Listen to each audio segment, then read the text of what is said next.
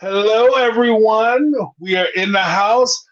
This is James from My Take on Reality, and we have a very special guest right over here. This is Jenny from See Your Perspective. I'm super excited. Welcome, Jenny. Say Thank hi. Give you. the people what they want. Give the people what they want. Thank you so much, James. I am tickled pink to be here. People have been saying on my channel for forever, ever since it started, basically, are you going to collab with James? So I am stoked to be here. I'm very excited. Thank you for the invite. And it's No, my no honor. worries. No, it's my pleasure. I'm a huge fan of your show. I enjoy a lot of the stuff that you put out, and there's always very detailed, very organized, and I'm like, wow, that's pretty amazing. So I'm super excited about having you on the live stream. It's going to be exciting, especially because we're going over becoming sister wives, which is Hmm. the intro book for those who don't know. This is the book that introduces America to the sister wives and their story before they became sister wives and were actually on the show and all that. So this is the times before. And so it's really interesting, especially now when we look back on where we are now versus how they started. Because when they first came out, I got to tell you, they were a different animal altogether. They were a different animal altogether because they came off like, oh, we all love each other, respect each other. That's amazing. The relationships are bonded. And we can't, I have a huge family, and now it's just very cutthroat. So Yeah. it's a little different. It's a little different, needless to say. Yeah. Uh, Absolutely. we'll be going over last week. We talked about we went over the prologue that was written by Cody, where he came out and he basically introduced himself as a superstar, superstar who was sitting on the side of the lounge, and he's not one of the Hollywood bigwigs, but he's being introduced as one. So we got a little taste of that. In this chapter, we're going to be talking about matrimony. This is how Cody and Mary actually first got together, their thoughts on each other, and how their relationship came together. And Mhm. essentially, in many ways, this is the genesis of the family Mhm. because they are, in fact, the foundation or the cornerstone of the Brown Mhm. family. Excuse me. So, with all that being said, what were your thoughts about the chapter overall? Did you have any thoughts about it? I have so many thoughts, James. Awesome, awesome. I like a lot of thoughts. I overall the going back and I'm new to reading this too. This is, just in the past couple weeks have started going through the book.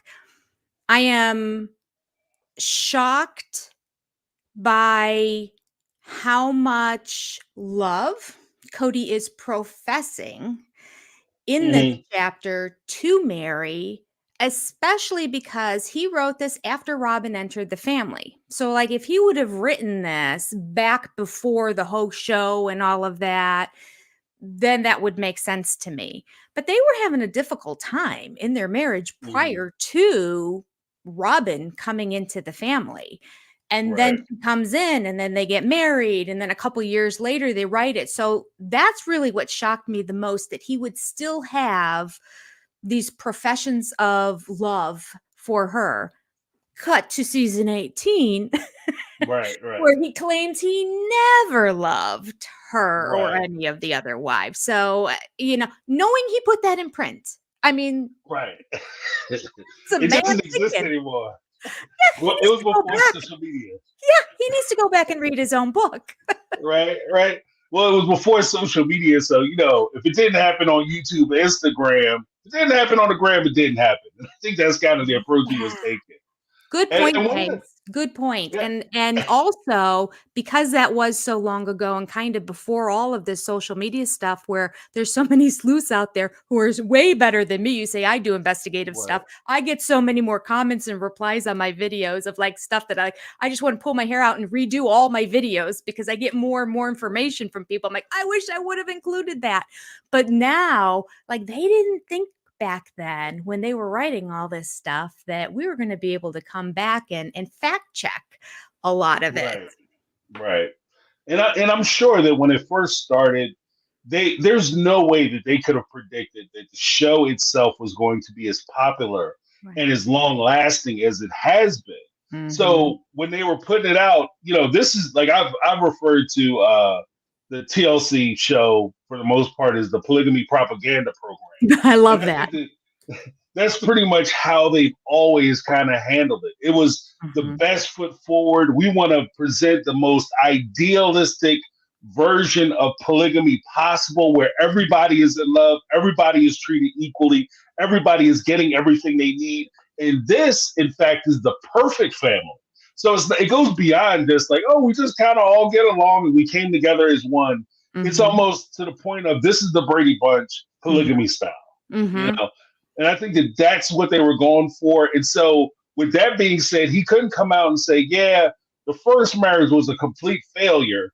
And Yeah. I did it 2 more times. And now I found the one, after the fourth one, I found the one I kind of like. Like, it's just not as good a story or as Mm-hmm. good a storyline.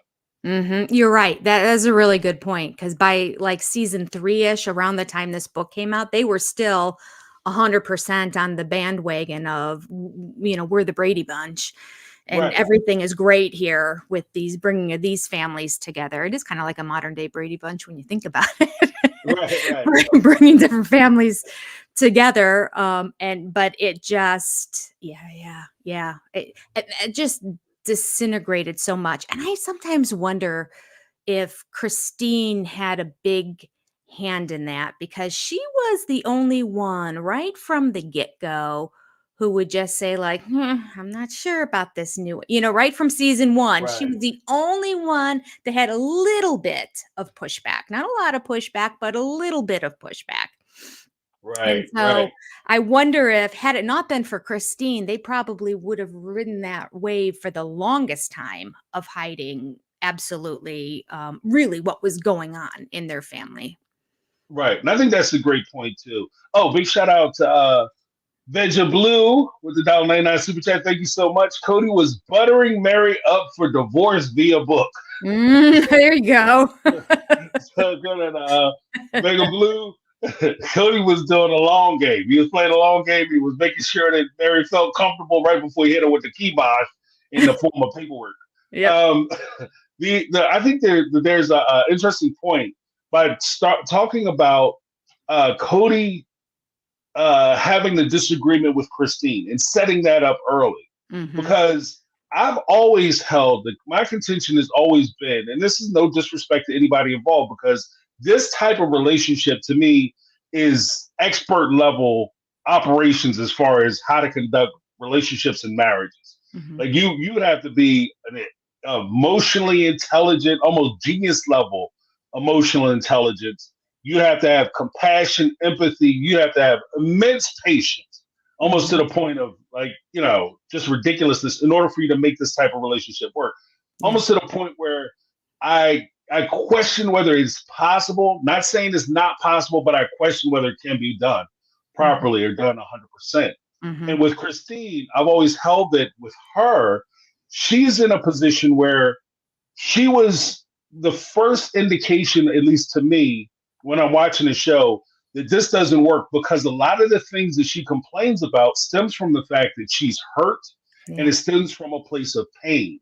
So Mhm. because she's jealous and she's envious and she's angry at a lot of the things that are happening, and people are looking at her like it's her fault. But a lot of that stems from the fact that she's just upset and not happy with her relationship. Mm. Because Mhm. if you have friends that are in relationships and they're not getting along with their spouse or their boyfriend, girlfriend, whatever, or their significant other, they will take it out on other people in Yeah. some cases. And I think that that's kind of a manifestation of what happened with Christine. Mhm. So I think it's very interesting that you pointed that out. That early on, even she was kind of bucking back on the system.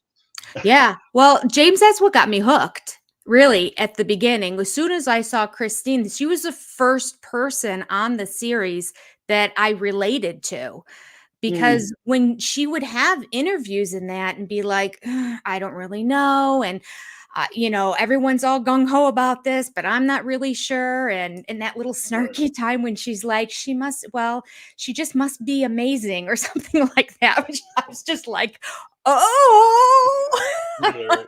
this is gonna go down. Like Subtext. I instantly connected with her and thought, yeah, y'all have been together for over a decade, and all of a sudden this new chick's gonna come in. How's that Right. gonna work? And clearly, I It mean, didn't. it just seems obvious to everybody in the world that it's not going to work well, but except for Right. Cody. And I think the other wives just kind of went along because they so bought into the principle of it that, and Right. and they succumb in the end to what Cody says, which Christine did as well.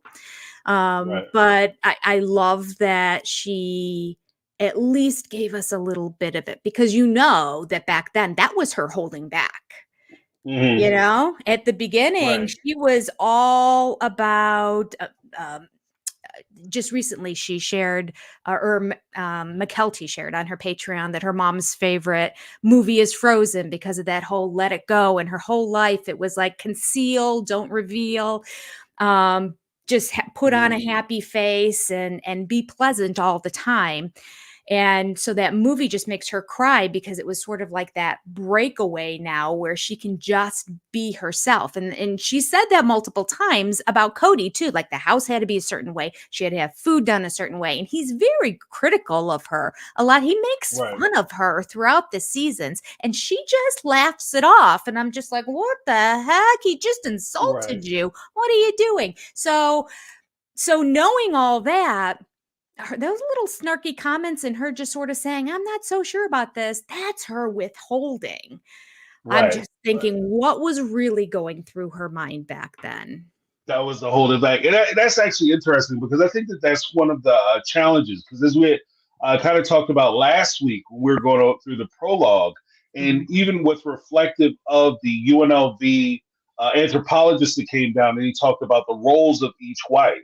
mhm, Christine's role was not to be fulfilled as a complete person. She's merely an image of a characteristic of a type of person that mm, Cody was willing to pull in and use almost as a card. You fill this role for me. mhm, So with Janelle, you have the business wife. I can sit there and talk about business and finances and paying the bills.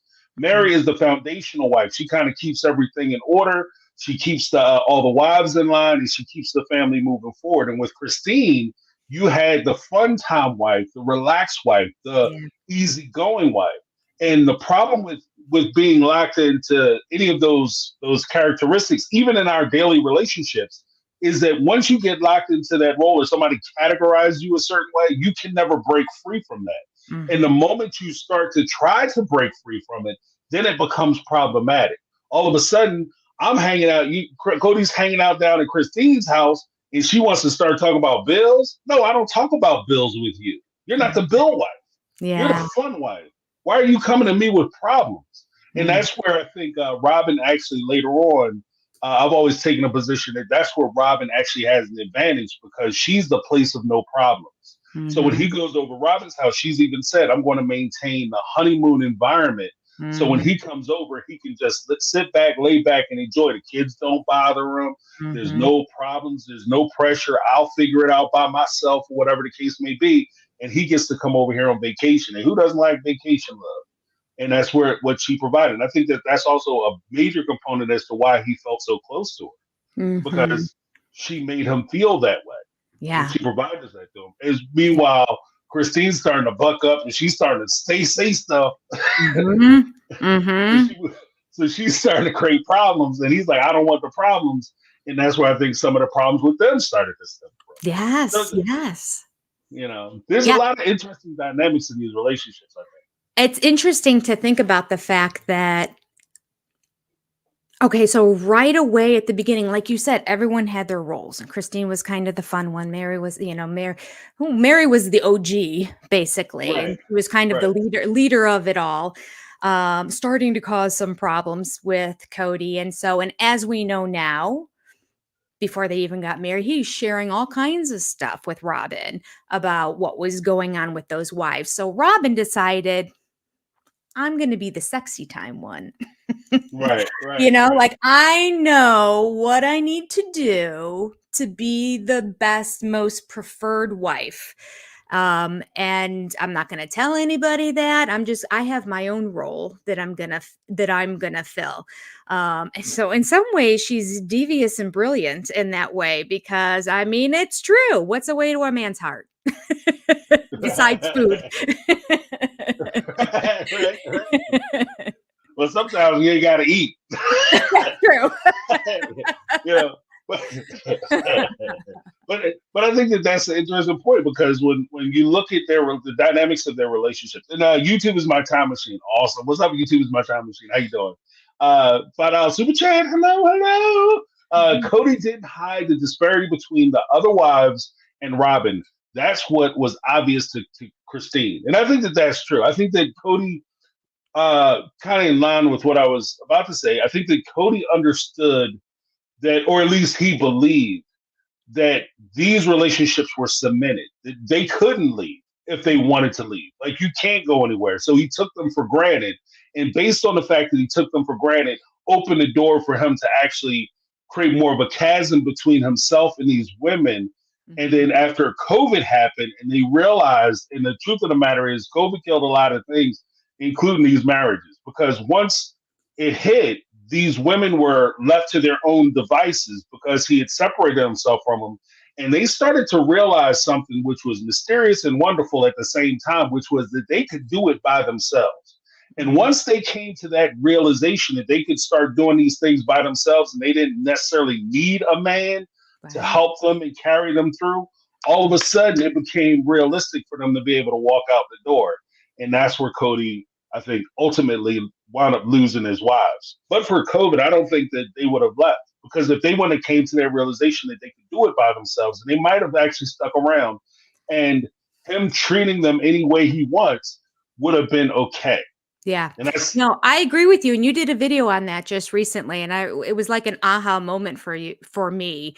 And I'm like, you're absolutely right. You came out and said Christine realized, because she was always so mm, dependent on him, and, and she just kind of towed the line and tried to be the happy one. But you were right. Absolutely. When you said this was the realization, like he shot himself in the foot by keeping right, himself away from them, because as soon as he did that, those wives are like, wait a minute, I got this, especially right, Christine. Now, I think yeah, Janelle always kind of knew it, but she still wanted to buy into it, because she just sort of liked the whole idea of it all. And Mary also really was committed to the principle. She just kept saying, like, I just made this commitment and I thought it was for eternity. I don't know why she wanted to be with him for eternity. It just makes no sense to me when he was so mean to her. I'm like, is he right, going to change who he is when he gets to heaven? I don't know. But anyway, she really was committed to it for the longest time. Whereas Christine was kind of like, this is not what I signed up for. And then right, once she realized she could do it on her own, just like you said, it was, oh, okay, goodbye. I don't need you. I right, can stay friends with the rest of these. These kids will always be my kids, because she right, raised them more than any of the wives did. So she knew she would be close with them and they would be close with her. And she knew she'd be close with Janelle too. That's all she needed.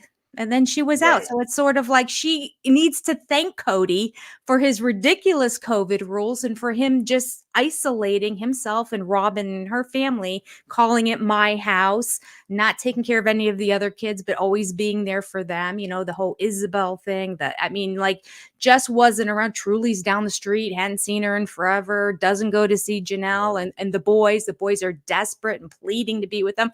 And with all that, he says no. And then they were kind of like, well, okay. All right. right. That's where we are. I guess you're Yeah. right. Okay. If Yeah. that's how you want All right. Okay. And now he's it. upset because they said okay. I can't believe you left when I told you to get out. I know. It was maddening watching that, wasn't it? And I'm like, Yeah. that's what you've been telling. The amount of things I wanted to throw at my television. I just can't afford another one, so I didn't. Right. Like, this is crazy. Yeah, it's one of those things that I think that this is one of the challenges that a lot of folks hit, especially as you become like more mature in your relationships. That's a Mhm. polite way to say you start getting older. But as you become more mature in your relationships, it's easier to take those relationships for granted because we've been together, we've always been together, so therefore we will always be together. And Right. one of the things that I've always kind of talked about was when you're in relationships, you always have to keep a sense of humility in the sense that every day you wake up and the other person wake up, you're each choosing to be in that situation. And Mhm. when you look at it from that perspective, even though you've been together for 20 years, tomorrow may be the day they just, you know what, I'm kind of done with this. I've lived Mhm. this part of my life, on to the new, and I'm gonna put you in my rear view. So Mhm. if you can humiliate, not humiliate yourself, but if you can humble yourself to recognize that you aren't the end all be all and the consistency that they Mhm. have to have in their life, but you're merely a choice that they're making on a daily basis, then Yeah. that I think reinvigorates you to continue to try in your relationships and not allow things to become stale and boring and you just assume that they're going to be around no matter how you treat them, no matter what you say to them, no matter how much you disrespect them. You just assume they're going to be there because when you do that, it creates a pathway for problems to happen and a separation to occur. And I Yeah. think that that's where a lot of what happened with Christine and even the other wives kind of came into play. Janelle, like you said, she was in a different position because I think she enjoyed the freedom of having this type of relationship. She enjoyed the companionship when she wanted to have it. It was manageable because she could flash in and flash out. She didn't have to do it on a daily basis. Then she Mhm. could focus on herself. Then she could do the relationship thing when she wanted. Then she could focus back on herself. So I think Mhm. she enjoys that aspect of it. But it starts to beg the question of: is that Cody, or is that just the is that just the relationship dynamic that she's used to? Right. You Yeah, know. I she, confused me in, season 18 because the entire time, everybody would refer to, their relationship as, like, a real close intellectual one that, Mm, they just, they can she takes care of the finances, he can run things by her, they can talk business, they can and that's she's sort of the calm, he really enjoys her because he enjoys that intellectual stimulation and all that, and they really for years to me imply there really wasn't much happening in the bedroom, that it was more of a convenience. You're the father of my kids and we kiss and but it's like wow. I'm good. I don't need that. I need my alone time. I need to go to the movie theater when Christine's watching the kids. I'm just like, this is good for me. Let me make all the money, and then Uh-huh. you're there as sort of my companion, my confidant, my like that kind of relationship. I felt like it developed into over the years, and they would say things to imply that. But then season 18 in those like talkbacks and everything, and it was just Right. sort of like, I'm like, maybe she does get her freak on. Yeah. Because I Yeah. was thinking, like, why is she staying? She's not getting that like emotional, touching connection to him. But like, maybe she was, and maybe that's why she stuck around as long as she did. I don't know. I don't know. But now I'm Well. all confused about Janelle. I really don't know. I would love for somebody to spill. Well, it would have to be Janelle. I would love for her to spill the beans at some point and just really say, because Christine and Mary have been very forthright about when Hmm. intimacy ended in the relationship. And I thought for Janelle it ended way in the beginning too, but now I don't know. I'm confused No. after season 18. I think because Janelle is a lady in the streets and a freak in the sheets because She just might be. I'm thinking that's possible. You might be right, I, James. I think she's a quiet stormer. Like she's the one that everybody just assumed wasn't doing anything. Oh, she ain't doing nothing. And she Mhm. don't. She turned his back out. Like this dude was because he was sprung. Like when he showed up, you could see the hurt in his face because he thought he was getting right back in to Mhm. the fun ride, which was Janelle, but he was met with that resistance. Like I'm kind of okay with the way the relationship is now. Huh? What? You mean I'm not coming back to your house? Right. That's right. That's stretching golden. and everything. That's like up there in my top 3 moments of Sister Wives was Right. his reaction when she's like, I think I want to stay separated for a while. Right. Excuse me? He's like, I just did a bunch of push-ups. I was drinking orange juice all day, trying to get my strength together. Homeboy was in a husband. He was in trouble. But I think that that's one of the things that, like I think that that actually revealed some semblance of how things kind of work too, even in the dating market where you have people who are very outspoken about all that they do and they're very braggadocious about how good they are and how much they get and this, that, and other. And it's the quiet ones you got to watch out for. Yeah, It's the ones that don't talk about it. And it Because could they're the ones- also be, you know, it seems like Robin's had it out for Janelle. I mean, she had it out for Christine for a different reason, but she never really got along with Janelle's kid. You know, she always had something against the Right. boys, that family. Maybe Robin was aware that Janelle was providing something that maybe she couldn't. So as hard as she was Right. trying, Janelle still had her special something that she Yeah. did for Cody that he wasn't getting from Robin, and that might have just really bothered her. It could be. Yeah, it could have been that hard conversation where he looks over at her and be like, you know what Janelle does, blah, blah, blah, blah, blah, blah, blah. You should talk to her about how she, et cetera, et cetera. And that's actually kind of an interesting point because I think that later on, what we'll see even throughout the show is that, like you said, there are pressure points that she goes after Janelle with that she doesn't really do with the other wives. Like she goes after Janelle's kids. You know, when she went after Hunter because he wasn't excited and doing backflips because she announced that she was pregnant and the kids weren't excited. Janelle wasn't excited either because Janelle understood what the finances look like. And for you to come in and start talking about, hey guys, we're having another baby, so we're going to have more people to feed, more, you know, more things to purchase, et cetera, and we'll have more responsibilities overall as a family. And Janelle had that response, but she hyper focused on the other children. So I think that was an interesting thing. Yeah.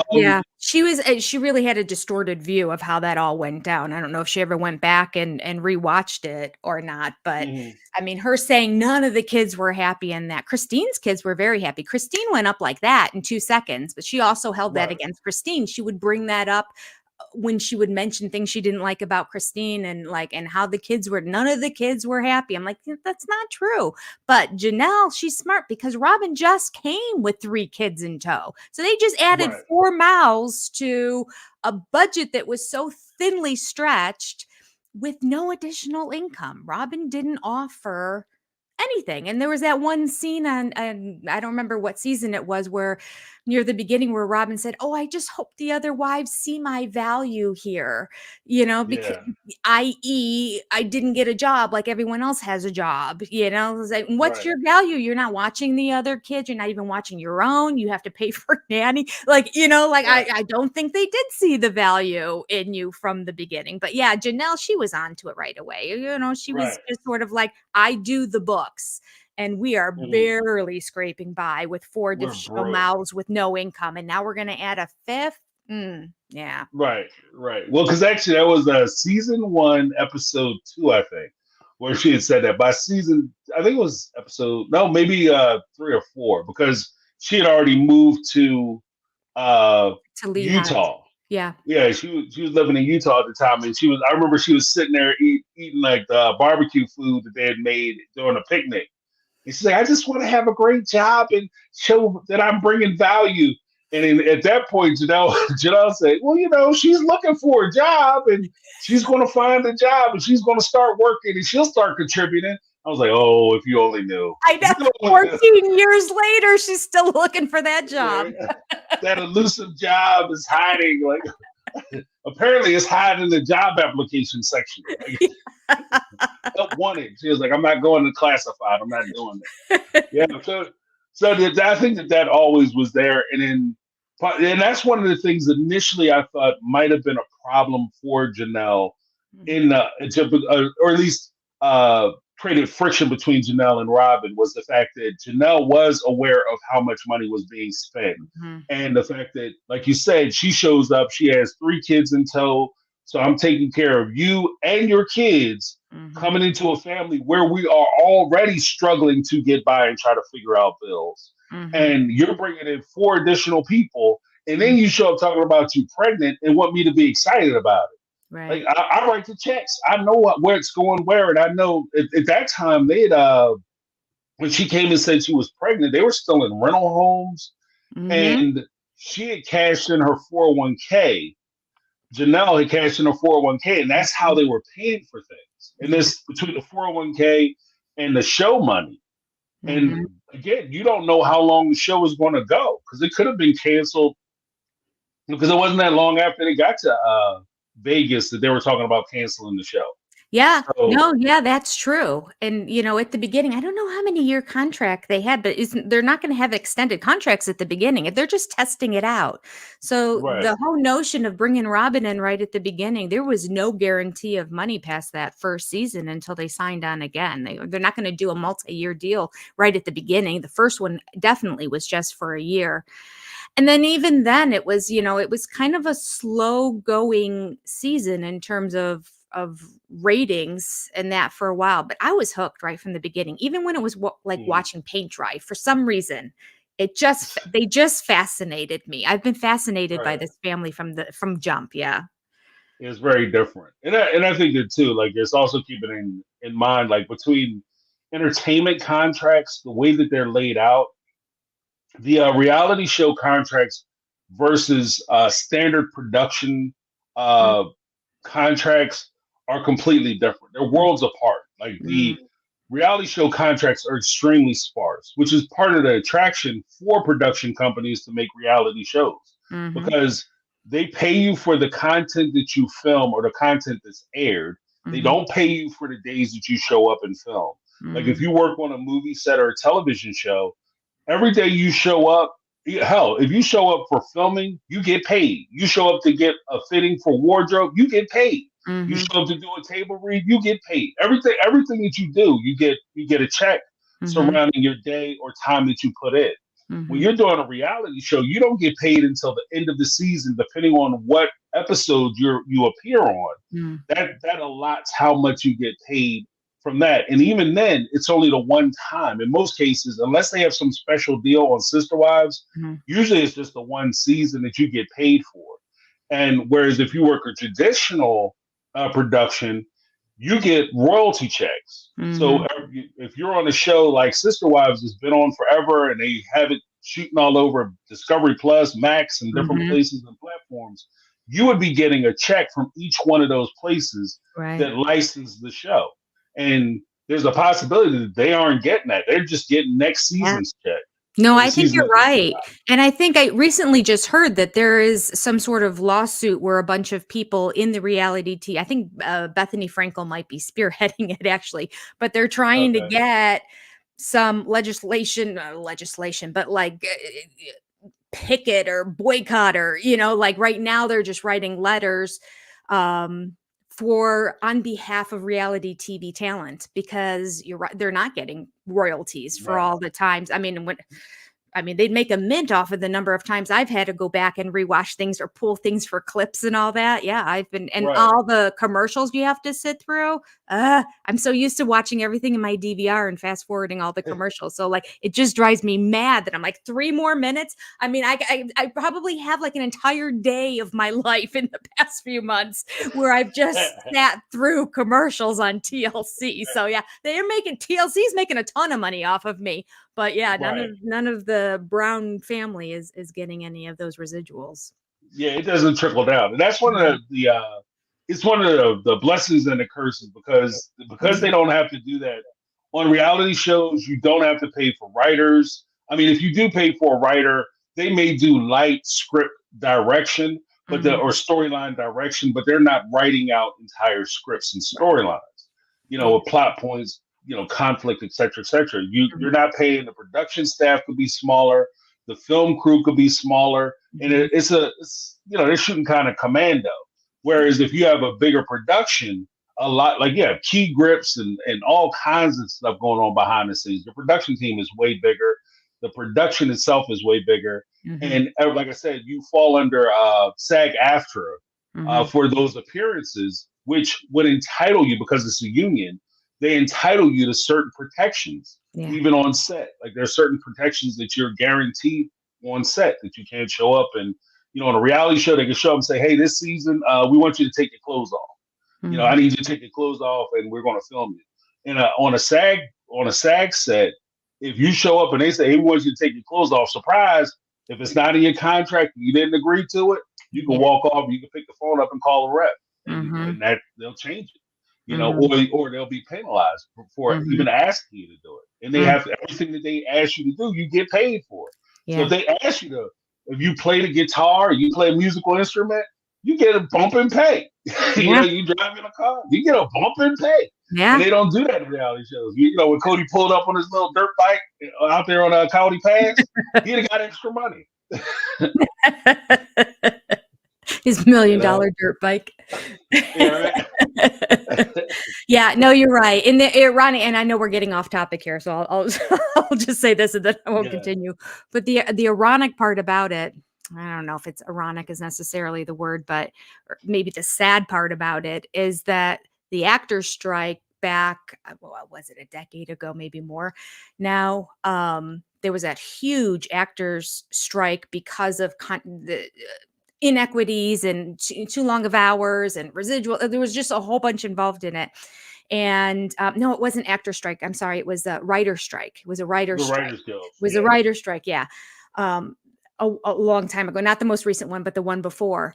That was what led into reality TV, because they started doing all the stuff they had in the can and bringing it out. And then eventually they didn't have anything left in the can. They were bringing out stuff that they weren't even going to air, that I don't know. And they put it on a shelf. They were putting that out. Everything was going on TV until they didn't have anything else. So thus the birth of really reality TV, because this is something that they didn't need writers for. So they could just go shoot people and then put it all together with the editors and get it out there. So yeah, the sad part about it is they got what they deserved in the end, but then there weren't nearly as many writing jobs, because in reality TV kind of took off and became its own thing. So yeah, it's kind of the history of that. Yeah. All right, we better get into the book. I know. I can talk to you all night. They like, I tuned in to find out about Compton. Sister Wives, all they talk about is busted up. Busted up marriages. Yeah. But so in the first part, like I guess, like I said, this is talk about from the book's perspective. For those who are keeping up, we're doing Becoming Sister Wives. I'll try to put it in the light. But we're talking about the first chapter, which is matrimony. And in that first chapter, there are some key things that I thought there's a lot of stuff that's to me very interesting in how it's presented. Let's see. So I guess from page 15 in the second thing, where we talk about like Mary's mom pushed polygamy onto the family. It says, it was my mother who urged my father to take his first plural wife. He did, and she joined the family when I was only 5. But, but there's always a but. But marriage with no children, and she left 2 years later. So there's that. I kind of highlighted that, and you can add to it, or maybe you found something different earlier. But the reason why I thought that was interesting, because in keeping with the idea of this being the polygamy propaganda program, one of the main tenets of them pushing this out has always been, it's the women's choice. It's the women who spearhead this. It's the women who guide it. It's the women who want it. The guys kind of go along with what the women are pushing out. And we're just simply there as vessels, but it's the women who are the main movers and main drivers for this family and familial activity. And so when we talk about Mary, they talked about it previously with Cody talking about like how smart his women wives are and how they drive and how he doesn't really get to decide anything, which is contrary to his position. And I don't never get to decide nothing. When have I ever got into family and made a decision? Later on in season 7, I want to say it is around there. But the difference is that initially Mary does the same thing when she talks about how her mom had introduced polygamy to her family, and how she, even as the first wife, and somebody who kind of pushed Cody into the whole idea of having a polygamous marriage. Mm-hmm. Uh, it was the moms who did it. Even later on, when Cody talks about it, it was his mother who Mm-hmm. talked to him about polygamy, and then talked to him about adding another wife to the family, and then talked to him about being excommunicated because they wanted to pursue polygamy and how Mm-hmm. important polygamy was. What are your thoughts on that issue? Well, it blows my mind Mm. because just as a female, I can't wrap my brain around how anybody could even be a part of it, nor less initiate it and say, hey, this is a great idea. Especially because what I find interesting, and I think, I don't know if it was Mary who mentioned it or Cody, because we kind of went back and forth about both of them sort of switching over. We kind of had both their stories on how they went into the AUB from the LDS church. But in all reality, even though they had to leave the LDS church and it was a big deal because they had to leave the church behind, eh, they didn't. It's the exact same faith. It's just like LDS plus. Right. It's like we have this, it's a huge plus, it's a big plus. And I get why the LDS church is like, no, we're separating ourselves from you now. That was our history. We're trying to break off from our history. We are no longer believing in that tenet. And so we will, we cut you off if you Mhm. if you do that. But I just found it fascinating, the whole concept of polygamy with Joseph Smith. It was a man whose idea originally was, and talked everybody into it. So now that we have these females, and we see the same thing on Seeking Sister Wives, right? That we have these Right. Right. females who are like, I think the Salhudin family is one of them, and I brought it to you. I just can't understand it. I can't. I Right. accept it. I believe them, but I can't comprehend how any female would say, I think this is a great idea that you find somebody else to have as a wife as well. Mhm. Unless I was married to somebody who I didn't really like that much and I felt like I can't get out of the marriage, like then I could see it. Like if I really believed that this was a covenant and I'm breaking a covenant with God by divorcing this man, and you really are so strong in that part of the faith that I must remain married to him, but I don't like him. Right. And I Right. really don't want to be with him anymore. And he kind of annoys me. Now, abuse, that's a whole separate thing. But I just mean like I'm kind of No, I know over what you mean. him. Um, Right. then I could see like I can't divorce him. So this is what I'm gonna do. I'm Right. gonna Right. I'm gonna get him somebody else. I'll still be around. I'm gonna get him out the house. Yeah. Yeah. I'm gonna get him out the He'll house. be Give him some busy. It's direction. fine. Yeah, because I think that that's part of it. Like that's one of the things that it's for a lot of folks who are watching the show, and I think that part of what intrigued a lot of people to watch the show in the beginning, especially, and became so fascinated with it, was the very idea or concept that you are comfortable with sharing your husband with another woman. And Mhm. it's not just the fact that you're sharing your husband, because that actually can, as the sister wives later do, they kind of break it down that it's just being a sexual Mhm. thing. It can be an adult entertainment thing. But the moment children become involved, it's not just that you're sharing your husband, but now you're sharing your children and your offspring. And they're not only referring to you as mom, but they're referring to another woman, which is, way crazier to me. Like, yeah, I Mhm. get like sharing your husband is the little wow wow what was going on here.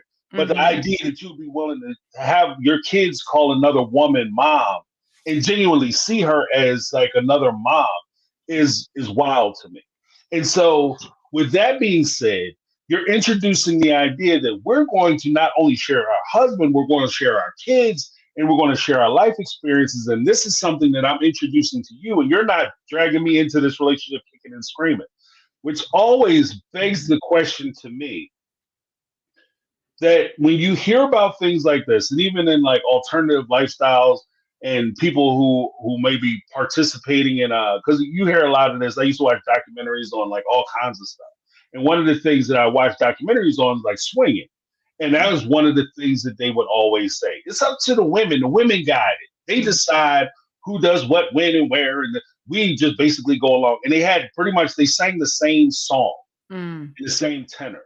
And the weird thing about it is, I've always taken a position that, yeah, maybe the ladies are doing this because that's the way you kind of steered them and directed them. And you told them how wonderful it was going to be. But at the end of the day, if they ever took a step back and looked at it, are they really benefiting from this experience? Yes, it's very much a Garrick Merrifield kind of situation with Danielle on Seeking Sister Wives too.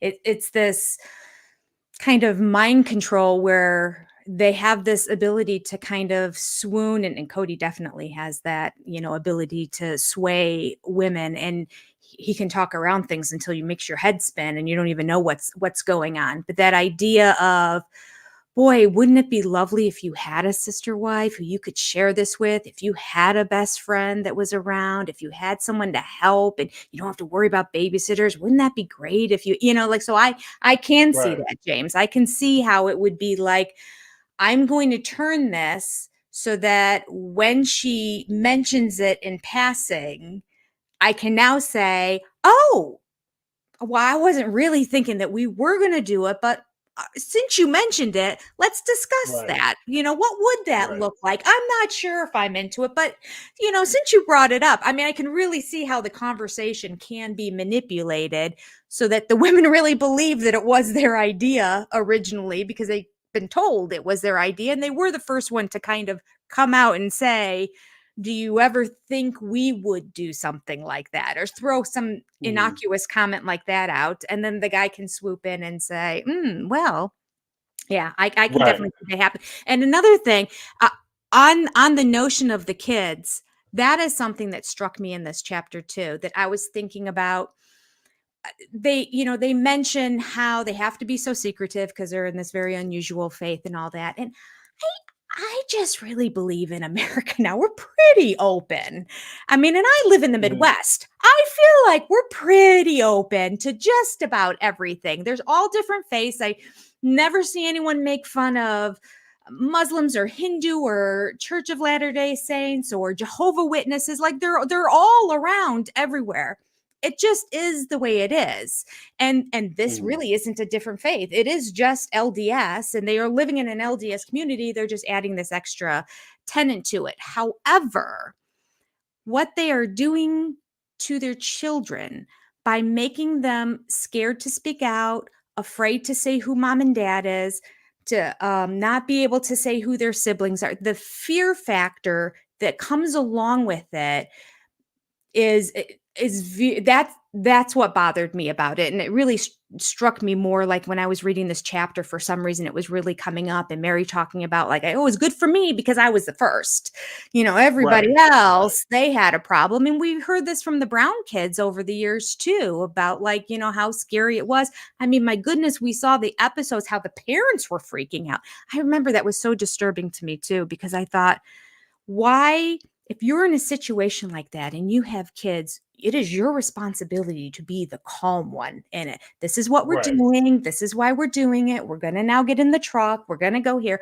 But instead, they were all freaked out. Cody leading the bunch with his freakiness. And then the wives all following like, oh, is there someone coming? Was there somebody here?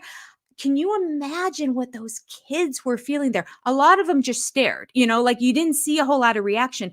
That it's just they didn't have the verb. They couldn't vocalize what the turmoil and the angst and the anxiety and the fear and everything that must have been inside them. And to live that way for years, that bothers me more than anything. The women, they're adults. Okay, I don't agree. But that's fine. I don't have to. But the kids didn't have a choice in this, and to put them in an environment where they're fearful all the time and they have to lie all the time, I think is not fair to them. Right. Well, because I think that kind of touches on some things. Because one, to your first point about the kids, you being a calming force in that relationship. For people, when you have young kids, anytime your kid does something crazy, they jump off the couch or whatever, and they hit the ground, pow! and they hit it really hard, and they will look at you to Yeah. see your reaction because they don't even know if they should be hurt or not. Like I'm feeling something, and they look at you for your reaction. And if you as the parent start flipping out, they start flipping out too because oh my goodness, I must really be hurt because look, mom is crying. Yeah. So I think that's a very powerful thing for you as the parent to come and calm things down. Like one of the benefits of like mom is most people look back. Like I look at my mom, like no matter how bad things were, she was always the calm one. You know what I mean? You break your arm or something, okay, calm down, you're fine. We'll put you in the car, we'll get you to the emergency room. She might cry in the emergency room when I'm in back talking to the doctor, but she's very calm. Yeah.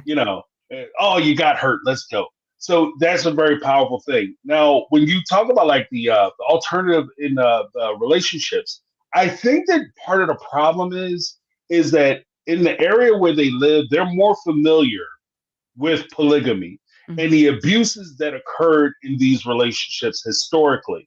So when you put it in historical context, like we as people who aren't familiar with these relationships, like, wow, that's kind of quirky. You just have people, everybody gets to decide what they want to do, and everything is fine as long as people know what they're doing.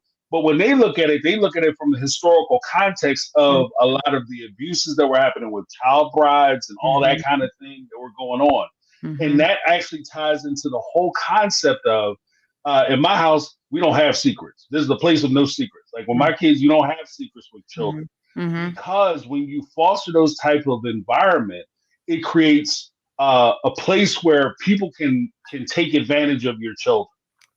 Because one of the key things that somebody who is going to try to take advantage of your child wants to do is the first thing and most important thing is they have to know that this child can keep a secret. They have to know that they can keep a secret because if they go and tell everybody, it doesn't matter what you do to them because you're going to jail. Yeah. So they have to know that you can keep a secret. And they foster that secret and they foster that environment where you don't go back and tell people things. So I never liked the idea of that.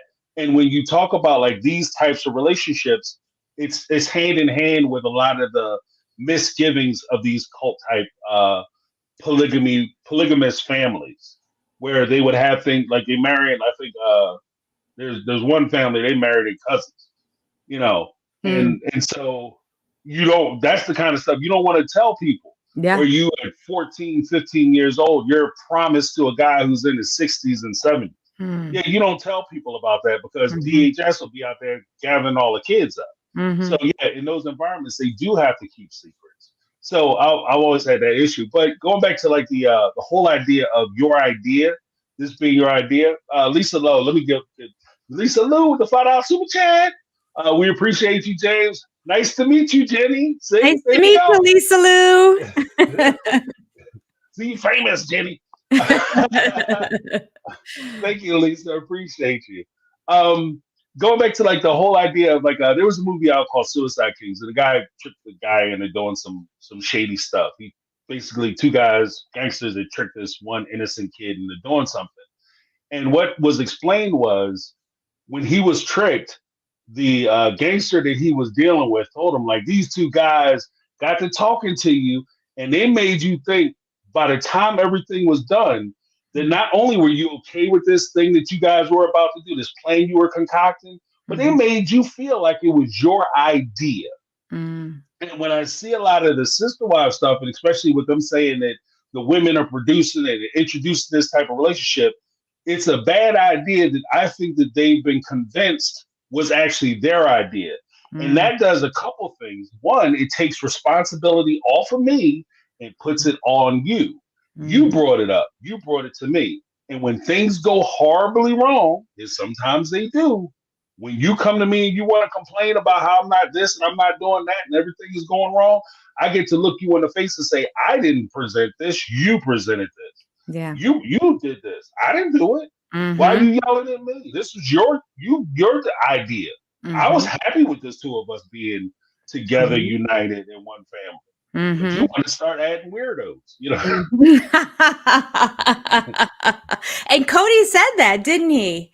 They all begged to be in my relationship. They were like, right. pick me. That whole horrible scene that he did there, trying to over exaggerate that, like, I was all of that. They just couldn't stop that. Yeah. Yeah. He's perpetuating that notion of, this family isn't because I put it all together. They were just begging to. Right. They begged to come into the family. Oh, And yeah. even with that, like you have the protection of they're begging to come into the family. They want to be here. It's on them. It's not on me. Mm-hmm. And I get to look at you and just bask in the glory of you. When you present it, I present it to you, and then we get to talking about it. Then you present it. What do you think about polygamy? Mm-hmm. And then if it's what I want, and everybody knows this, people do this all the time. Yeah. If it's what I want, then I don't say anything. I just let you talk your way into it. Mm-hmm. But if Cody had disagreed, if Mary would have came in and said, let's try polygamy, I'm going to go out and get additional husbands. I bet you money he would have came out and said, that's ridiculous. It's the most disgusting thing ever. When you talk about bringing other men into the house, and he would have had a lot to say. Oh, yeah. But if you're getting what you want, you just don't say anything. You just don't resist it, Mm-hmm. And so again, it makes you feel like it's your idea. Mm-hmm. You're kind of talking your way into it, and I'm just not arguing with you. Or if I give you an argument, it's like, yeah, but like, you guys going to share a bathroom? Like, stupid. Like, who cares? Yeah. Yeah. And I think, like, reading through this again, I just felt like Mary was really on the fence at the beginning about whether she was going to live a polygamous family or not. She had a job outside of, she finally, as a older teen, got a job at the mall, had friends that were not part of the AUB, saw this other part of life and liked those friends too, and actually didn't have a whole lot of friends, if any. I don't even know if she said she had any at the beginning in the whole AUB faith. When she had been there for years in that church, she was just a wallflower. She couldn't find her own. She wanted friends. She couldn't figure out how to make them. She called herself just shy. But yet, when she was out in the world and, taking pictures at the mall for, was that picture this or picture, was that what it was called back in the day that was in all the malls? Right. Anyway, she was probably one of those photographers. She started thinking, I don't know now what I really want to do. And then enter Cody into her life, who is on the flip side of that. He was always LDS, and now he's kind of like, I don't know, I might want to do this AUB polygamy thing. And I think he did all along. He even admitted in this book, he was 14 years old when he first heard about it and thought, ooh. And I'm like, of course, he was 14. Right, I can have more than one woman at a time. Like, that's all that's in his mind right now. That, and I'm like, 14, of course. You tell any boy that that's a possibility, he's gonna be like, all right. They're not gonna think through. Yeah, their brain's not developed enough to realize the ramifications, how hard it is to have one wife, no less have multiple wives. There's a lot involved in that. So he came into it kind of thinking, well, this is great, and my mom is doing it now too, and so by all means, I think I'm going to go there. And because he's so manipulative, and as she admits herself, she didn't speak up. She was shy. She was a wallflower. All Cody had to say was, I think your faith, Mary, is amazing. I just think it's great. I can just see how the whole conversation would go. I think it's amazing. The tenets of your faith, I see the beauty in it. I see the benefits of it. I see how great my mom is with her sister wife. I just on and on and on and on, that Mary would be like, yeah, you're right. Yeah, you're right. And then boom, she switches back from, I don't know if I'm going to do this, to this is what we want to do. Yeah. He completely manipulated her. Right. And that's actually one of the things that I had highlighted. Going to page 21. I don't know if you have something a little bit before this, but just on a point you had made, I highlighted on page 21. I call it a hidden gem, where I talk about. Was it two? Okay, here we go. Where Mary has recites, and she says, at first, when people noticed us having our hanging out together, they would ask Cody if I was his sister. Mm-hmm. I had been a member of this church since I was 5 years old. Mm-hmm. This time she's about 19. She had been there for 13 years. And they're Mm-hmm. asking Cody, the new guy, if this is his sister, Yeah. right? It says, but I was so quiet and shy that Mm-hmm. many people had simply not noticed me.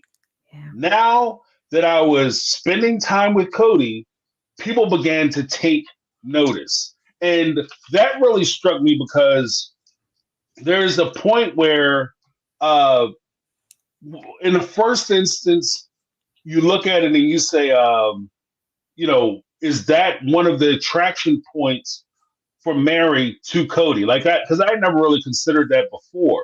That if you're a quiet person, you're reserved, you're to the point where people don't even see you, they overlook you. And then you're with this person, and because you're with this person, it's not necessarily, and I'm not diminishing their love or their affection for one another, but it's Mm-hmm. is part of in tandem to a lot of that feeling and emotion. Mm-hmm. There's a companion issue where you're with this person and you like who you are when you're with this person. When I stand next to this person, people notice me. Mm-hmm. People treat me a certain way. People regard me and they call on me. And when I'm participating in activities, I'm free to be who I am. And people like me when Mm-hmm. I'm with this person. And I like who I am when I'm with this person. So us together enhances me. And Yeah. so I like that situation. And that's one of the things that really struck me about this, and that's why I called it the hidden Mm-hmm. gem portion of the chapter. Because from Mary's perspective, she had talked about like if you're a part of any organization for 13 years, and the guy who showed up weeks ago, they're asking him, "Hey, did you bring that person? Like, Mm-hmm. you been Yeah. up with her? What? I Right. found in the building. And I introduced you. I'm going to give you the it's paperwork." not that big a group. I mean, it's not like we're Right, talking about some massive church and they're going to an LDS temple or something like that. And so she kind of just, even then, if you go for that many years on a regular basis, people are going to right, recognize your face at least. I mean, like she's implying they didn't even recognize her face, but she's been right, attending this and going for this amount of time and calls herself a wallflower who was just extremely shy. I'm like, that is painfully shy. If you can make right. yourself completely be unnoticed by anybody until he came wrong. So you're right. I mean, I think it just at that age to be at that age in your late Hmm. teens and always feel like you're never seen and never heard by anybody. And, she had all those brothers and sisters. Now she was the um first, right? Well, Cody was the first. She was the first Yeah, too, wasn't she? She was the first. So she had all these younger siblings. So they probably took up a lot of time too. So she probably didn't get a lot of attention that way either. So now finally, it's like this light and shine, this knight in shining armor appears attracted to her. And she said nobody had ever noticed. All the other right, girls are the ones that got all the guys. No guy ever paid attention to me. Never had a boyfriend, never had anyone interested in her. And then, this charismatic man who everybody is just drawn to comes and he's interested in her. It's kind of like one of those love stories, it's the right, notebook right. here that Yeah, yeah, she's yeah. living. So of course, and that's why I say if he even implied I'm interested in you, but I'm also interested in your faith, she would have been like, yeah, yeah, okay. Yeah, I'm Hook, line, all on and board. sinker. I'm all on board. Mm-hmm. And Absolutely. that's actually a good point too, because something that kind of, and this is again one of the things that really gets overlooked during the course of the show, because during the show they do talk about Mary's one of Mary's siblings, her sister who passed away. Right. She became ill. She passed away, and then she was also a polygamist. And her sister wife took on her kids, and she talks about her heavily. Mm-hmm. And it wasn't until I read the book, actually, recently, when I Mm-hmm. read this chapter, and I saw that she was one of 27 children. She had 27 siblings, brothers and sisters. So it's not hard to imagine that in that type of family environment that you would get overlooked, that you Mm-hmm. would be passed by. And she said her father was very good about, claiming all the children. But the Mm-hmm. question is always, how much time is he actually spending with his children? Especially Mm-hmm. when you look at like even reflective of later on in season 17, I want to say, when Mhm. Cody was talking about like I think it was season 16 actually. When Cody they were having a meeting and they were talking about the kids going back to school for COVID, and he was saying, "Well, I feel like the older kids don't really need their father around." And this Mm. is that point where I would point to it and say, "This is a place where kids need their father around. This is when they Mhm. need their parents around. They need that input because Yeah. you give them, like, as a parent pays attention to their children, you give them a level of confidence Mhm. because you give them a safety in allowing them to discover who they are.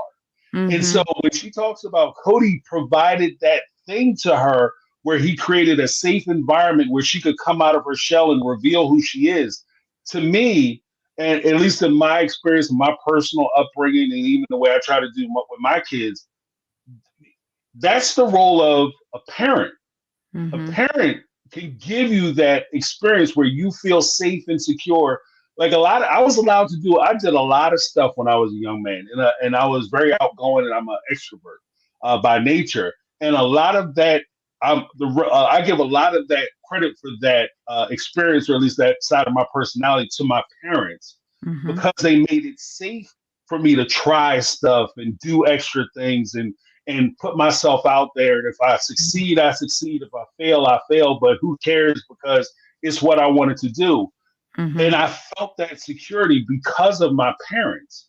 And if she's one of 27 and she didn't necessarily feel that reinforcement from her father, I don't know if this is true or not. Just Mhm. kind of putting it out there as a Mhm. possibility. And she didn't feel that reinforcement from her father or from her parents, then maybe this is why she would be drawn into this type of relationship with a guy who gives her the attention that she didn't necessarily get at home. And all of a sudden, she's getting this new attention, and it's the most amazing feeling. Again, this Mhm. begs the question: is this love, or is this just how he made you feel because you never felt this thing before? Mhm. Mhm. Yeah. No, 100%. 100%. I I think she never got over that either. Like, I think she fell Right. hard. It was her first love, it was her only love, it was all that attention that she received. I think she would have been a great monogamous I mean, the 2 of them would have been great in a monogamous relationship, really. Because Right. they seemed really in love with each other at the very beginning. Um, although, I mean, we just kind of throw it here. I highlighted in green the things that Cody said about Mary in this chapter. Let me just read to you what he Mm. said about Mary. He Okay. said, Mary was so cute and sweet when I met her that I had a hard time suppressing my hopelessly romantic nature. She had a remarkable purity about her. I had a sneaking suspicion that we were soulmates. He goes on to say, it was no longer possible for me to deny that I had strong feelings for Mary. She was sweet and innocent and a wonderful listener. She validated my existence and we became inseparable. I had planned to stay with my parents for a few days, so Mary drove back to Utah with some of our friends. This was the first time in weeks we had been separated for so long. I thought about her constantly while we were apart. After the baptism, when he baptized into the AUB faith, after the baptism, I knew that I wanted to marry her, referring to Mary. Um, I had a feeling that she would say yes if I asked, but as usual, I was moving too quickly and following my romantic impulses. We hadn't even started courting. I was already kneeling at the altar. And then he goes on to say, I loved Mary, and I was certain of it. Then there's a paragraph about his past infatuations and how he kissed all these girls. Ironic because of the whole you can't kiss anybody because of the pheromones or whatever it was, the hormones that were going back and forth. But apparently he kissed them all. And he had a real difficult time not kissing her, but he did anyway before they were married. He said this was no simple infatuation, it was love. And it was love that had been established without the complications of physicality, which made it spiritual above all else. Later on, he goes on to say, Mary looked fabulous in this pink dress that she wore, which accentuated her curves in a way that I had not noticed before our engagement. I didn't need any proof that I was attracted to her at this point. I knew it without a doubt, and I was very excited about my decision to marry her. It seemed throughout the dance, I found this interesting because later on, this is kind of what Robin describes at a dance about Cody, and this is what he's Right. saying about Mary. It seemed throughout the dance that we were the only people there. The voices and chatter of our friends and family seemed to be just a background hum as we got lost in each other. She was the most beautiful girl in the whole room. I couldn't take my eyes off of her the whole night. Our chemistry was undeniable. It goes on. Our friendship developed into a remarkable love affair. We shared everything with each other. Mary was my fiance. We were very much in love. Our relationship was a typical love story, the kind that you see in movies and TV. And this is Cody's words. This is what confused me so much. We must have aggravated our friends and family with how much in love we were. While we were outwardly infatuated with each other, deep down we were becoming soulmates. I suspect that we were soulmates from the moment we met. I mean, those are strong words. Right. Strong words that he's throwing out, writing this after he married Robin. So, like, I just find it really hard to believe that he wasn't in love with her at the beginning. And I think that connection was there until eventually he had a stronger one with somebody else. Right. Right. But Well, and that's kind of the weird part about it too, is that I think that when you're kind of flying by the seat of your pants, which is how they pretty much describe a lot of the experiences with him, how he conducts himself, that a lot of that emotional dynamic where you're kind of all over the place and you're bouncing and you just kind of go by the seat of your pants and what you feel at the moment, because it's I'm living in the moment, it's for now, YOLO, you only live once. yeah. That whole mentality, it puts you in a position where it forces you down a certain line up until the point where you get distracted and you go a different way. And then a lot of times you're super hard into it. Oh, it's amazing. I'm completely committed to this. I'm addicted. And then all of a sudden you go left without any warning. Yeah. And that could be a thing where Cody is he thought he was all in it and he thought this is where he should be, and then he meets something else, he gets distracted, and boom, he's on to the next one. And then you're all into that relationship, Janelle, and it creates problem between Janelle and Mary because the two of them aren't getting along because Mary is feeling neglected because she's not secure in her relationship. And then boom, he's on to the next one. And he has to find something to calm that down in the form of Christine. Then when he gets with Robin, it's the whole, like, so he kind of does the whole spirited thing. And I think that, like, even the idea of the kissing thing where, you know, the chemicals go in your brain and all of a sudden it affects your mind, and that stuff he said, McKelty, which was ironically reiterated by Garrett later on. Yes. Although he twisted it in a way that it was like beyond. He took it to places he should never go. Like, what are you talking about? Gone. He should not have gone. He's some kind of maniac. I know. But I think that's him say, like, that was more projection and profession and confession than it was actual him talking to them about their situation. This is how I lived my life when I was single, so you must be doing the same thing. You know, the idea that you're kissing somebody and you exchanging biological zygotes or whatever. So I think that became a problem. One of the things that he mentioned actually about the things that he liked about Mary that really rung my bell, I just kind of let right off the page, was where he had said that she was a wonderful listener.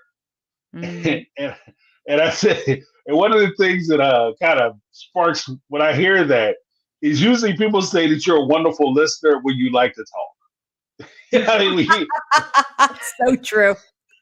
You know, when you talk a lot, you're like, oh, they're such good listeners. It's not that they're good listeners, just that you talk the whole time and they didn't interrupt you.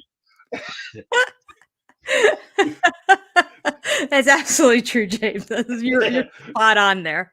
So I think that was also part of the and again, I think that the like I'll preface it this way. With Robin, I think that there is a point where he's attracted to Robin because Robin allows him to be the type of man that he imagines how men should be. He gets to be the provider, the protector. He gets to take care of her. he gets to be the hero in the story. She's not his partner. She's somebody who relies on him for everything. Mm-hmm. And so he gets to be that thing. And then early on in the relationships, and this is just my theory. I can't prove this either way. But with Mary, I think that there's also a part of that too. Because as he's trying to find his way, being with somebody who is not challenging him for the spotlight, somebody who is shy, somebody who is a great listener, allows him to be the person whom he wants to be. And because of that gift of her allowing him to be who he wants to be, all of a sudden, I think that can be transposed as to him feeling like I have a true love connection with her because she's allowing me to be the character and the person I want to be. I'm flying around the room and she's right there cheering me on. I crack a joke, she's laughing the loudest. I'm the funniest, most handsomest, most wonderful, dynamic person, sexiest person in the room. And I appreciate her appreciating me. And I think that could also be part of the foundation of their relationship, at least early on. Yeah. And then part of what makes the relationship fall apart is that you outgrow the need for that person to be that thing for you. And so you move past it, Yeah, because he got it from someone else then. He got it from Robin. Once he got it from Robin, because the OG3 kept saying, if we reflect on it, everything was really good for those first 13, however many years before Robin came into the picture. It really was like, and Mary says, like, were we a little dysfunctional? Yeah. Did we have things to work through? Yeah. A lot of families do. But she goes, it's by and large, all good memories. And Christine has recently said that too. Like, yeah, at the beginning, it was all great. They all had their places and all that. And then Robin came and, just like you said, filled that need. She's now the listener, because Christine wasn't the listener. She was always letting him know. You need to do she tried. She tried. She tried her best. But even with her trying the best, she would speak her mind. And I don't feel like, I think Janelle may have, but she did it in a different way. I think she was more genteel about it, and she was able to intellectually get her point across. She might have been able to manipulate him a little bit too, but in the way she was. But Mary, yeah, she was all in, and then he got that from Robin and more, and he had no need for Mary anymore. It's so sad. It's a rough ordeal. Yeah. And I think that, like, even with the idea of, like, we had talked earlier about convincing them that this is their idea. There's a point as well when you deal with wise people realize they don't know Plato. Wise men realize they don't know, and that's the basis of his form of philosophy. Yeah. You realize you don't know Socratic thought. You realize you don't know, and that makes you a wise person.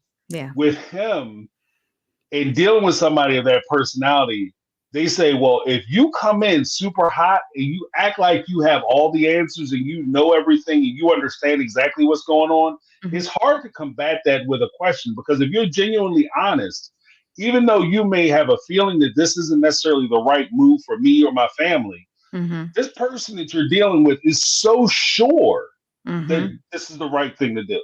I'm so positive that we can have these great relationships if you just agree to a platonic, or not platonic, if you agree to a plural marriage or a polygamous marriage, we would have a great life and a great family. If you just agree to it. I don't know. If you don't know, I know. And that's where I think a lot of the push comes in as well, is that, when you see it later on, you agree to it and you're kind of going along with it and hoping everything turns out okay. One of the biggest letdowns, I think, for so many people who watch the show and are fans of the show, and why they herald Mary and OG3, Mary, Christine, and Janelle, is because they can see themselves in their position, where somebody new comes along and steals away the person that they've invested their time, energy, wombs, everything that you have, your youth, you poured it into this person. And then one day he meets somebody else, and then without you saying it, a switch is flipped, and he decides to go a different way. And this is actually like most people's nightmares. You're with somebody for close to 2 decades, and then all of a sudden they come back like, yeah, I didn't really care about you. Yeah. The family we built, yeah, not really my thing. I like convertible Lexuses. You know what I mean? It's a very good point. I'd written here also, we were talking about, you started talking about, Cody also kind of shooting from the hip. One thing that in this chapter comes up a lot that Mary refers to, and Cody as well, is his impulsivity, if you will, Hmm. like his inability to think through things, and very Right. immature kind of level of growing up, which I think he had early on when he was taking all those wives too. He was just kind of collecting them, and oh yeah, you want to come too? Okay. I don't know how many other offers he had besides these three, besides the one girl she ended up backing out at the end. We never hear any stories about all these women who wanted to join, and he was like, no, no, no, no, no, no. I mean, a few that just wanted to, that the wives are like, they only want to be married to Cody, so this isn't going to work. Right. But Right. I had written down as I was reading it, I'm like, okay, here are some examples of Cody's impulsivity. We have first at the beginning, he asks Mary to marry him prior to asking Mary for her father's consent. In this extremely conservative AUB faith, he just got impulsive, had the ring, and just went.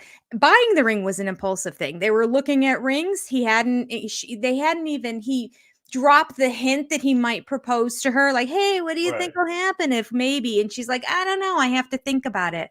Um, and then he goes and buys a ring just because they happen to look at one, has a sister when she's not looking, just buy that, another impulse move that he says. Okay. He converted to the AUB faith and admits that that same day he was ready to propose and get married to her. That like he just Right. instantly, as soon as he's like, oh, I'm part of the faith now, it's like he's like, and then he realized, well, shoot, I haven't even proposed to her, but yet I'm, as he put it, I'm already kneeling at the altar, like Hmm. all in hook, line, and sinker. And then later on in life, the move to Vegas really seemed like a knee jerk reaction. I don't know how much of a threat it was. I don't know how much the producers were involved in encouraging them to also go or whatnot. But from people who are around in the area, just like Reddit threads, so, take it for what it's worth, there really wasn't that imminent threat, and when the police were Right. going by and all that, well, it just, um, they never stopped. They never knocked on the door and said, we're concerned about your faith. They knew they were there and they said, Right. keep this on the down low. So I feel like that whole move was again a knee-jerk reaction. They didn't have a place to go. They didn't have a place to stay. When you have a family that big and you don't like plan again, the move to Flagstaff. Our Right. family's going to pick up and move again. Why? Why? The kids are so happy here. Why are we doing this? This was supposed to be the haven that now all of a sudden this is what the other place was, no longer any good and not as Right. accepting. This next town, they're going to be accepting of us. We need to go there too. And the family really in the end didn't have a say. He said, where one goes, we all go. And Right. the Right. decision was made, and that they couldn't sell the houses. Again, impulsivity, going to buy the land. They didn't even sell their houses. They didn't even have the money to pay for it. I mean, it's crazy. He hasn't grown out of this. Um, the demand for his family to stay apart during COVID. And here's the funny thing also. And then I have here marry whoever agrees to marry him. But that whole COVID thing and all of these situations, he made the decision to do it. And by God, he didn't back down. All of Right. these went through in the end. He managed to convince everybody to jump on his bandwagon or just follow his command, and the COVID being the last one. And then finally, the family ends up blowing up over his inability to have forethought and to think through decisions. He still hasn't learned. Right. Right. And that's what I mean too. Like with it, like with him getting what he wanted, a lot of that came down to just him being rock solid sure about all Mhm. the moves they're going to make. Let's move to Vegas. This is what we need to do. We're moving to Vegas. Mhm. Oh, is this a good idea? No, that's why don't we move to Wyoming? Why don't we move to a Right. different part of Utah? Why don't we move closer Right. to family or in communities where polygamy actually exists so that way Mhm. we're not isolating ourselves from our community? No, Mhm. no, we're going to go to Vegas and we're going to basically start our own church. let's move to Flagstaff. We're going to move to Flagstaff before we decided to sell the homes, before we prep the houses for Mhm. sale. We don't have a nickel in the bank, but we're going to not only are we going to move to a different place and not have anything set up, but we don't have the money. We don't even know if we're getting the money that we want from the houses that we're selling.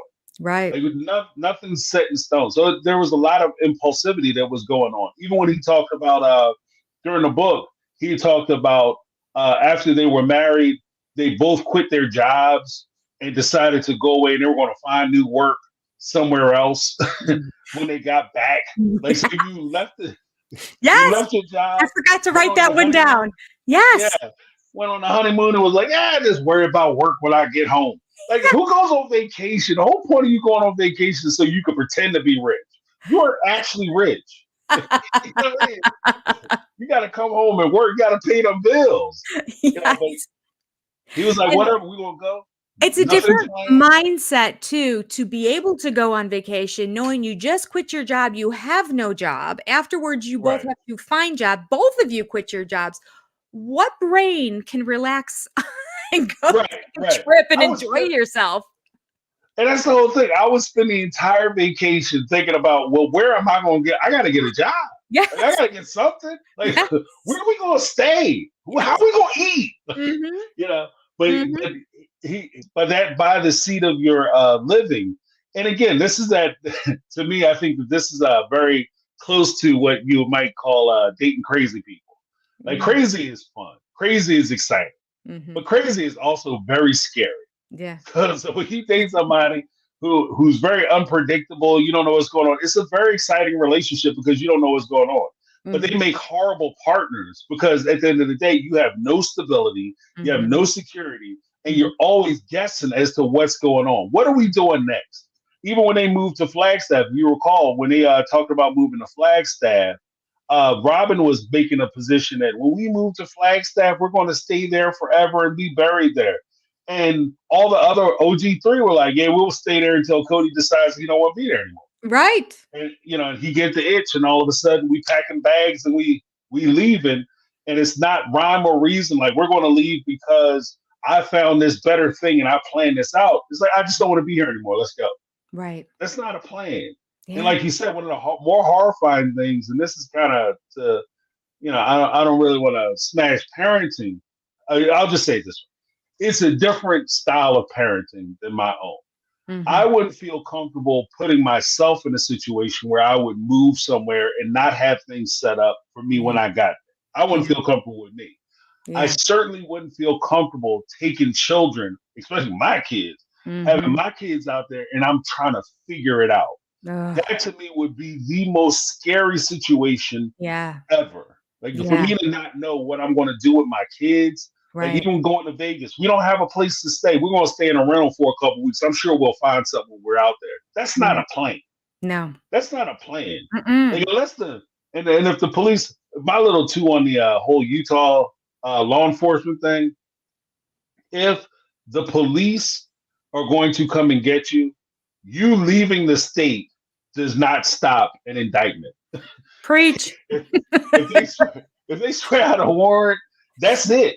That's it. Especially Yes, what you yes. don't ever do. Don't ever go somewhere fun where the police are more than willing. They'll be lining up to come and Mhm, get you for mhm, extradition. There's not a mhm, cop in Utah that's not going to, like, you know what? I would like to go and mhm. spend the weekend in Utah on the department, or spend the weekend in Vegas on the department.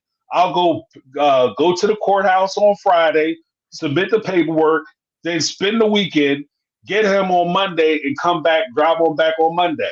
Yeah. And it's all in the department. I get per diem as far as food is concerned.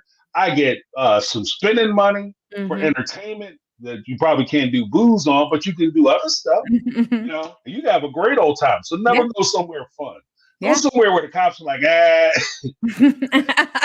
I'm not going there. yeah, who wants to go get y'all? We'll wait for them to come back. But if you go to like Hawaii, yeah, they're They're coming. getting ya. Yeah, they're lining up. So Yeah, but that's to me. I think that speaks volumes. Again, that speaks to the impulsiveness yeah, of his nature. yeah. And what they call the Cody coaster. Like, Yes. I think Robin had cracked that joke and Yeah. Christina cracked that joke. And I think that that's pretty much what they were experiencing. And again, I can see the excitement of that Mm-hmm. when you're young. Yeah, You don't have any kids. exactly. You don't have no responsibilities. You know, Yeah, not with kids in tow. It's like Cody puts himself first. It's what Cody right, wants is what drives all his decisions.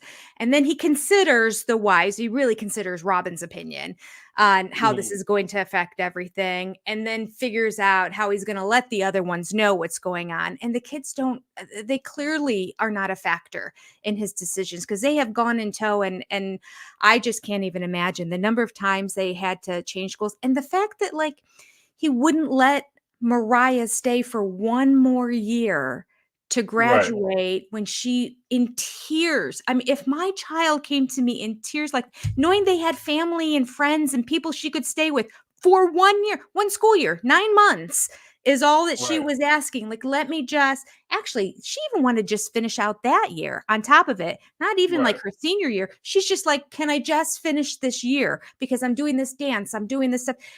Mm.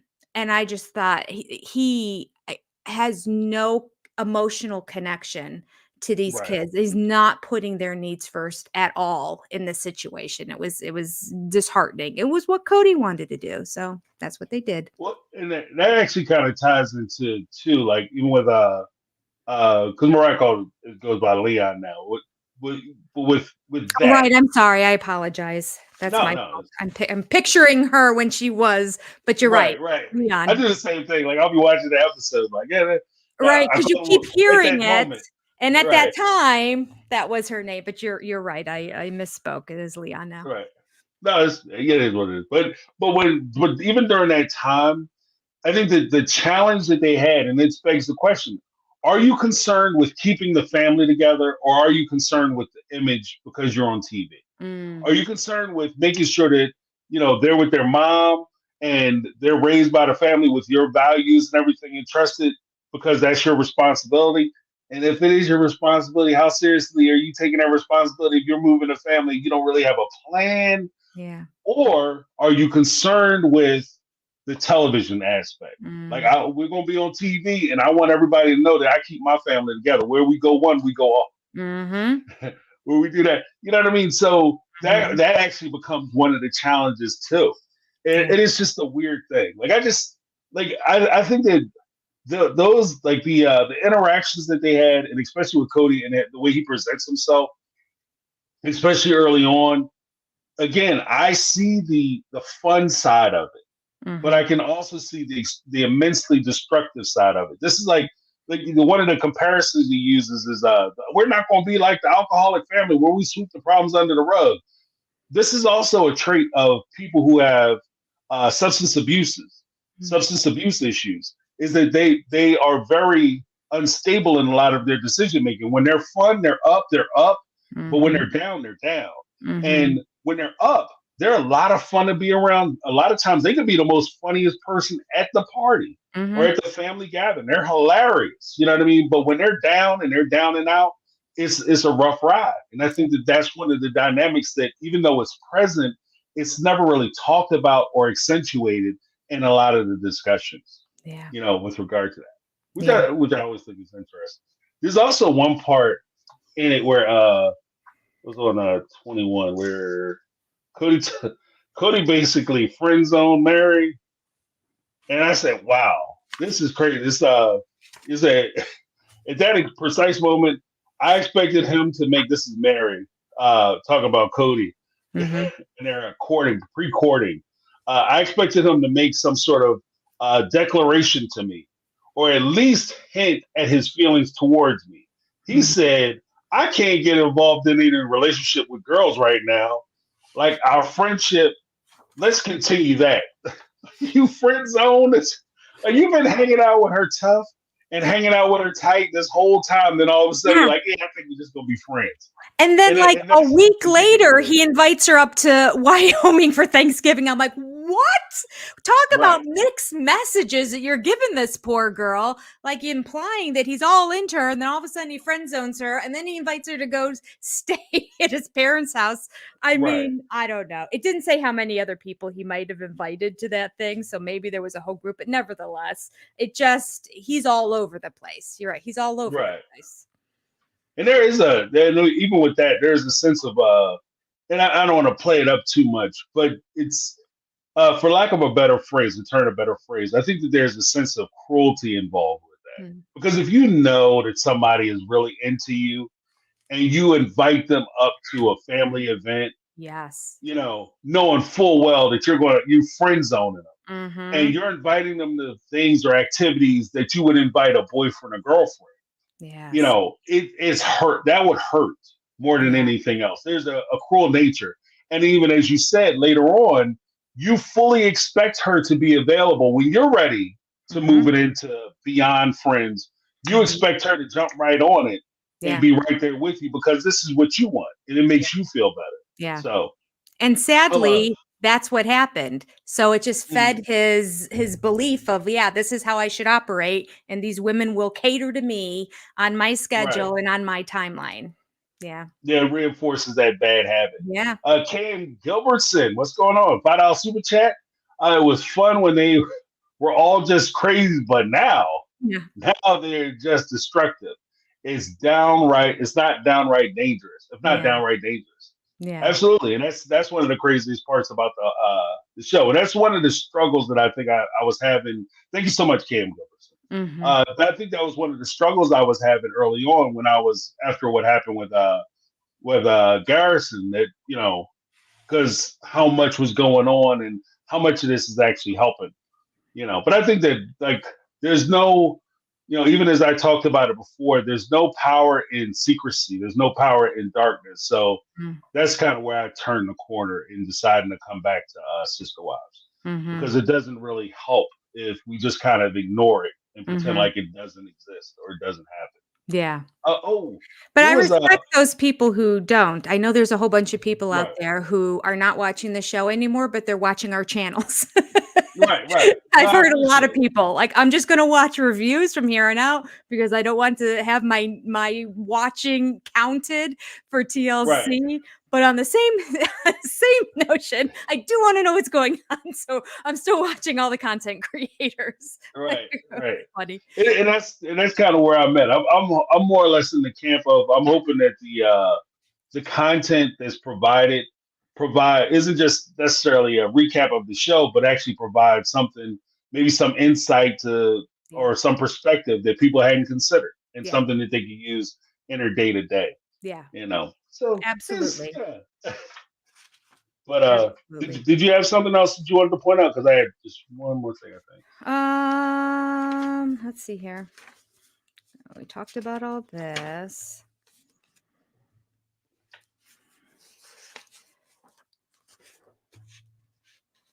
No, everything else goes along. Actually, the honeymoon, typical Cody Brown style trip. Everything was spontaneous and unplanned. Again, just goes with his impulsivity. Another thing that I didn't Right. write down, but I did highlight it when I was reading it. That, like, yeah, that started from day one. Um, yeah, that's all I have highlighted. Okay, but well, there's 2 points that actually I wanted to touch on. Okay. The first was where just to continue or complete the thought, and then I wanted to pull it back to talk about like something that I noticed about the interaction with Cody and Mary that actually really hit me with regard to Robin. But the first part was actually something that Cody's mom had said to him, as far as you mentioned, his impulsivity. Where did I have that? 2222. Okay. What his mom had said to him with regard to making sure he takes his time in getting involved in these relationships and recommending that he doesn't just jump into another relationship after another relationship and waiting to find the proper time to start these types of engage in these relationships so he can move towards marriage. Um, Yes. he No. talks about how I was just gonna say that's a good part. And that same thing, he talks about how he would find himself. He was so impulsive with all relationships. Any girl who was interested in him, he would date and be a part of, to the point that multiple times, I can't remember the exact word, but basically he said more than once, he would find himself holding hands with somebody he didn't even like. Right, right. Yeah, and that actually because that's a good point. Because yeah, well, let me do that first. With him saying that somebody he doesn't like, there's always a point where are you doing this thing because this is what you should do and Mm-hmm. it's what you want to do, or are you doing this thing because it's something you feel you should be doing? Mm-hmm. You know what I mean? Like Mm-hmm. it's what would a guy in my position be doing right now? Holding this girl's hand. She's attractive. She seems to be into me. I should be holding her hand. And he Mm-hmm. holds her hand. Are you holding her hand because you want to, or are you holding her hand because this is something you should be doing? Mm-hmm. So that's kind of the first thing. The second thing is I thought it was interesting. And again, this is one of the things that kind of leaked off the page where he said, "My mother told me that I should take time away from girls, or at least from dating them. She knew that I needed to become less careless and discover what it was I truly wanted from a relationship, whom I truly loved." Now, when I hear that, that's actually reminiscent of something that Dad said later when he was talking about the time that he took in dating Robin versus the time he took in dating Christine. I think it was when he was talking to Christine's older daughter, McKelty, Okay. about her dating habits and Uh-huh. saying that they need to take more time to get to know one another, and it just makes the relationship better. And Christine got bent out of shape because she's like, we dated kind of fast and we got married almost right away, and so did the other women. But he took his time with Robin, and for him to express that he had a better relationship with Robin because he took that time, it actually recalled to me what his mother had said to him. Take your time, make sure that this person is who you want to be with, and Yeah. figure out if this is the relationship you want to be a part of. And Yeah. later in season 17, I want to say, he had talked, I think it was 18, he had talked about how he had rushed into these marriages, and these marriages were always doomed to fail because he didn't take his time to get to know them. So Mm-hmm. had he listened to his mom, mama's always right, guys. If he Mm-hmm. had he listened to his mom, he would he would have realized that she was actually onto something, and that might have prevented a lot of his problems. Maybe he wouldn't have got involved with polygamy. And I think honestly, he could have been happy with any one of the OG3 wives if he Yeah. would have focused on them. Yeah. But he did. He was so busy trying. I think, like you said, he was collecting wives that maybe it just didn't come to fruition. Mm-hmm. Mm-hmm. No, that's a very good Yeah. point. Excuse me. Um, I have Maureen here. I don't think I can pull it up on your screen. Can you see Maureen's Oh um yes, yes, yes. super chat? Marine Guitar 99 Super Chat. Thank you so much, I Marine. know. Thank Maze you, Maureen. balls. I've enjoyed your discussion tonight. Please do it again. It's up to I'm more than willing to do it. I had a good time. So Yeah. all right. Jenny says she's in the game, in the I'm mix. game. Yeah. This is a blast. I've been looking forward to this all week. All right. Amazing. Thank you for coming out. Oh, the last thing I wanted to point out, because as promised, I like to give a little teaser, then I like to deliver. Don't never make a promise that you don't plan on fulfilling. But thank you again, Maureen. I appreciate you. There was one point when Mary had talked about it's on my page 18, uh under Mary, where it says I first noticed Cody, and this is her first interaction with Cody when she first notices him. She Mm-hmm. said, I first noticed Cody at church. Our church group is quite close knit and has been together for a long time. So any new face really stands out. Hmm. Hmm. And I'll read Hmm. that one more again. Any new face really stands out. So I thought about that with regard to Robin coming up to the church. They had said they didn't notice Robin until she showed up to the party, and that's when they first noticed her. But as Mary has stated, the church groups are so small and they're so close knit that when a stranger shows up, Mm-hmm. that stranger sticks out, like a sore thumb, like Mm-hmm. a Mm-hmm. naked man with his hair on fire, but they stick Yeah. out. And so if you have a diesel jean model Mm-hmm. show up to church, you can't tell me that the guy, especially the guys, aren't recognized. I'll say the guys. You can't tell me that the guys don't notice an attractive woman coming into the service. But Right. at the same time, folks, let's be honest.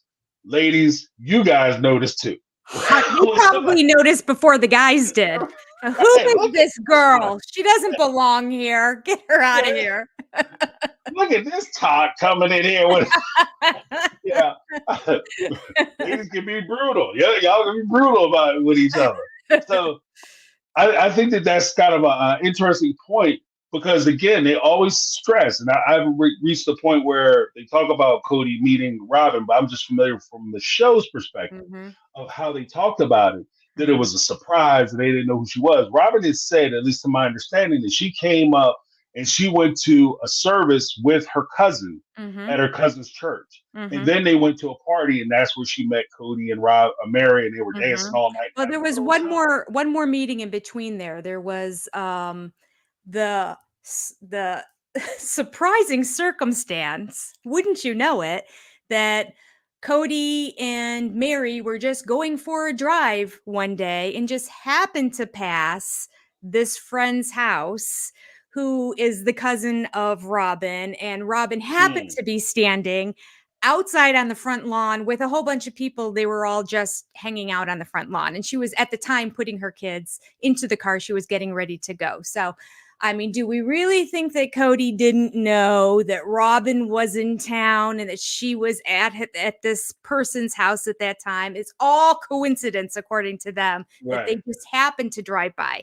So then there was that interaction between them, and then the dance was a few weeks after that. So yeah, right, right. Yeah, that's all coincidences, according to the two of them. super sketchy. And Super. I've always taken a position. Again, I can't prove this is just my personal theory, my personal feeling. I've always kind of taken a position, or at least had the ideation that Cody and Robin knew each other Mm-hmm. prior to them actually. The first time that Mary may have had the conversation with Robin may have very well been at the party. And Mm-hmm. that was the first time she had an opportunity to interact with her. But Mm-hmm. I've always kind of taken a position that Cody knew who Robin was, that they had actually talked and they had a relationship. Because, like, even with what you're saying, like, I didn't know about them pulling up at the house when she just happens to be coming out and Mm-hmm. you just happen to be driving down somebody's block and hey, who's that sexy thing getting Yeah. in the car? Like that's insane to me. Mm-hmm. Stalkerish is all get out. In the Mhm. 80s and 90s, that would be romantic. Now it's just creepy. Yeah. But That's true. It's yeah, redefined now. right. Now you might have some paperwork waiting for you when you get back to the house. Again, the police will be waiting for you. But that, like, I think that that's a different circumstance. Like, it just kind of strikes me as weird that she's always in the right places. Oh, They're yeah. about to get the TV show. They're about to Mhm, move into a different position. Had mhm, Cody been in a position like he was when he first met Mary, which is also a huge point for me too. When I talk about like builders versus spenders, like somebody who you start a relationship with and they're a builder, like there's somebody that you guys start, you have nothing, you flat broke, busted, and you guys build your lives together. You build your empire with this mhm, partner mhm, versus somebody who, you build it with this partner, you leave that partner, go to the nightmare scenario where you pick up a girlfriend or a mistress and you share all the things that you became thanks to that person who you built with, mhm. and you share all your spoils of life with this new person whom you never would have been able to get had it not been for the time you spent with that first wife or that first partner in Yeah. building what you have. Mhm, So if Cody would have went to her, like, I don't know, and this is just my supposition again, but there's a possibility that if Cody would have went to Robin and he was in the position he was in when he first met Mary and he was working a dead end job and a job that's so frivolous that he could walk off of it and not think twice about it to go on honeymoon, and mhm, he met Robin at that point, Robin very well may never have talked to him. But mhm, because he had a TV show coming out, he seemed like he was a little successful. He had big things on the horizon. You mhm. know, she Yeah. had three kids that she needed to take care of.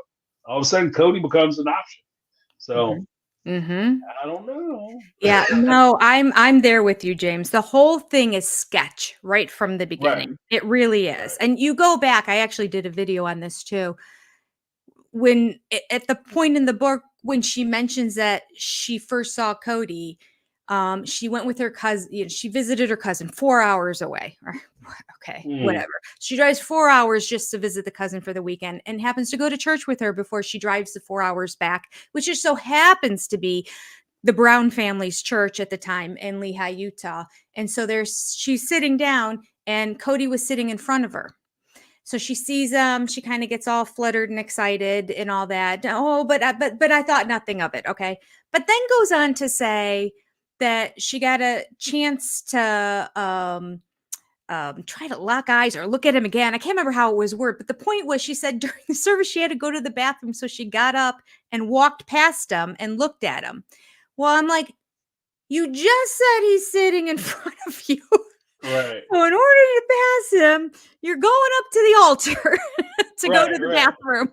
Like the story just doesn't jive. Did anyone proofread this? Because this is there's a lie in here somewhere. I don't know what it is, but this story just doesn't make sense. And from that point on, all the chance encounters and the coincidences and the happen to run by each other. No, that cousin of hers, I don't know if the cousin was in cahoots with her the whole time to make this happen, or she just was using the cousin, or maybe he was using, because this was a friend of both Mary and his as well. So like somehow there was a connection there. There could have been other times before that Robin was up, and just like you said, he got to know her then. He knew she was getting out of the marriage eventually, and so this all happened, and then he played Mary to make her think that she was meeting her for the first time and thought, oh, this might be a good match for you, Cody. Yeah. And all of a sudden, guess whose idea it was? 100%. Guess whose idea it was? Once again, just like coming into polygamy, it keeps coming up where all of a sudden it's the wife's idea, not mine. You know, I had nothing to do with this.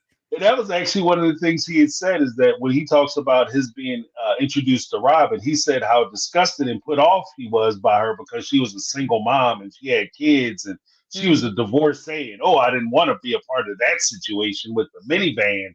And then Mary convinced me to do it. Yeah, funny how that worked. And and I will say this, like the dynamic of ladies will be able to attest to this. If they're attracted to a guy and maybe they don't want to be the first one to make the move, like just old school stuff.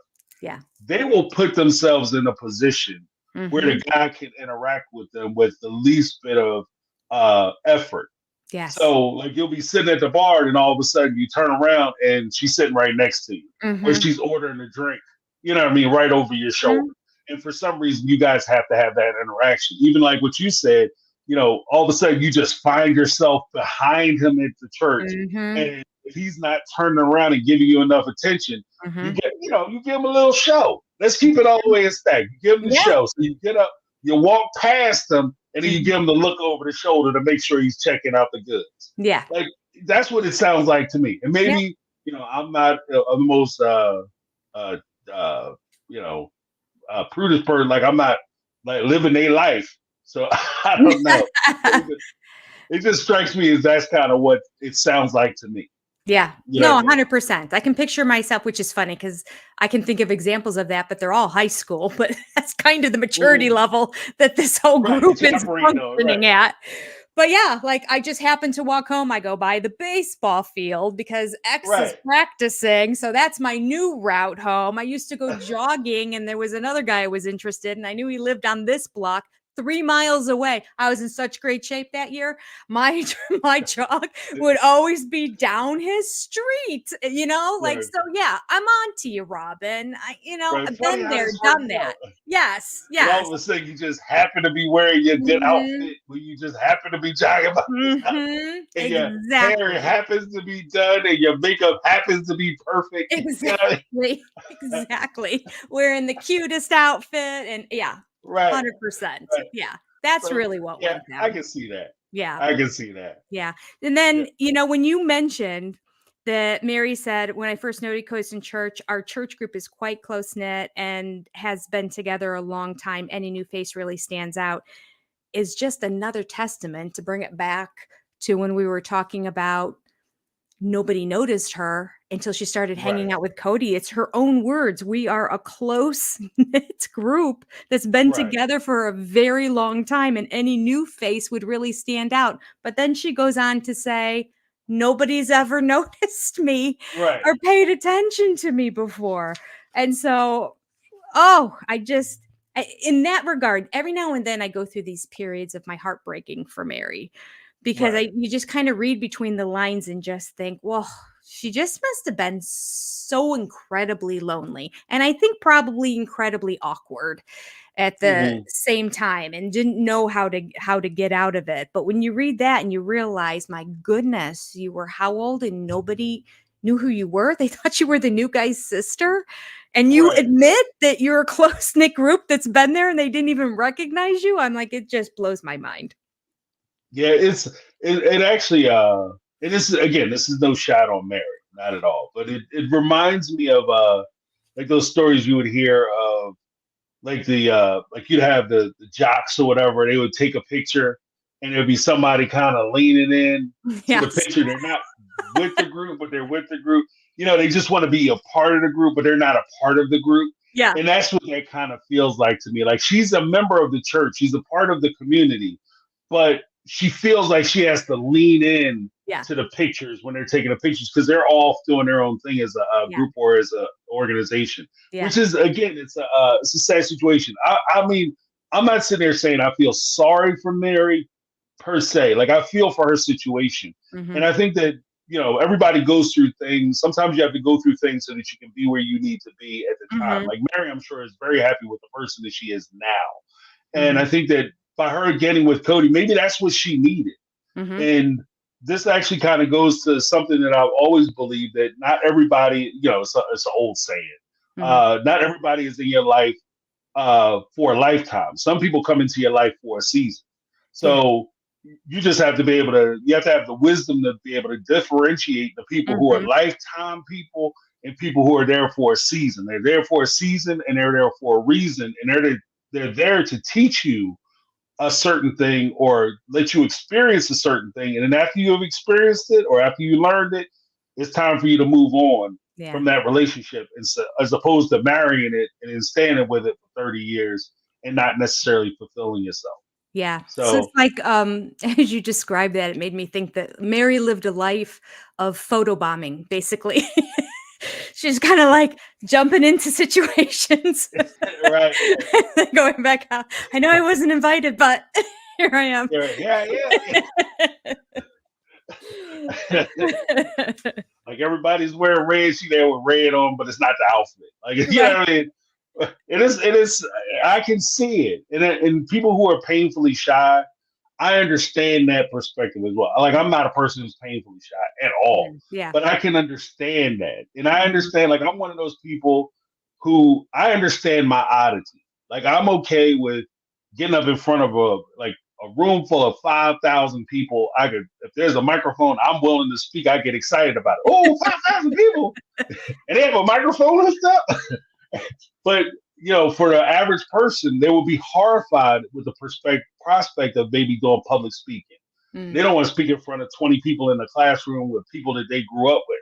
I Yeah. understand that. And so, from that respect, I can see the vulnerability of somebody who is experiencing that lifestyle. Then Mhm. all of a sudden they're exposed to the other side, something that they've always dreamed of. Because, Mhm. who hasn't had that dream where, you know, you become famous or you become Yeah. this person that everybody wants to know, Yeah. and you all of a sudden you're the man, you're the woman that Right. everybody wants to get to know and be friends with. Yeah. And when she's with Cody, she gets to experience that. She gets Mhm. to be that person. You get Mhm. to be the one, and you're Yeah. with this person who is, fluttering around the group, and that's my friend. Yeah, I'm here with them. Yeah, because Mhm. I'm popular through my association with this person. So I can see that too, and it just makes me sad that she didn't get the opportunity to experience that herself at a time when she was in her developmental years. Right. You know. Right. Yeah. So she became very vulnerable to Cody Mhm. and his outgoing personality. And I know to Right. very shy people, that's very attractive too. A lot of it's not like they want to be with other shy people. They like to be with the person who can carry on the conversation.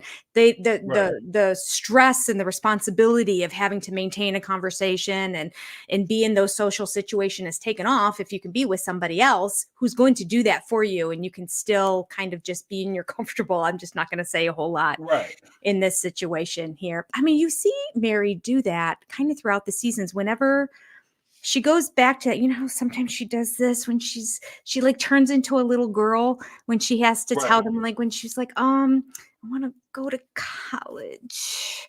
And then it was the Right. same thing, like, I want to take Solomon on a trip. And she just starts writhing her hands and she's like goes down to that shy little child that's Right. still in her because she's, found her voice and she got married and, has grown out of that. But it's interesting. I can see that personality in those situations when she seems to revert back and she's scared to share what she's really thinking with them. Right. Okay, Susan Q. Hey, Susan Q. How you Hey, doing? Susie Shout out in Q. the chat. James and Jenny, great show. Enjoyed the perspectives. Hope there will be more of these. We That's will. the plan. That's the plan. That's the plan. But thank you very much, Susan Q. Yeah, and I think that's actually an interesting point that you point out. Susan Q is awesome. Um, yeah, my chat is off the hook. They're amazing. Gotta give a shout out to the chat and to the minds for holding it down. J Baby, uh, oh Lori Carrad on there. Mhm, Everybody's holding it down, so appreciate you guys.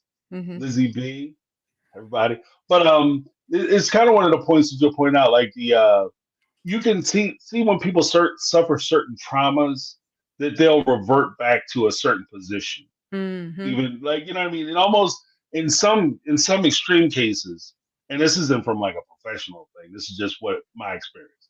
mhm, That in some cases they'll revert back to the age that they were, mhm, almost regress to the age that they were when they suffered that trauma, and they mhm, take on that personality. And mhm. so it's kind of it's very at least for me it's a little telling that she reverts back to a very young Yeah, age when yeah. she goes back, because like you said, I've noticed that too, like Mhm. she'll do the thing, and She it's looks almost up like this, pleading. Right. she, like, looks down and just looks up. She can't even lift her head when she's talking to them.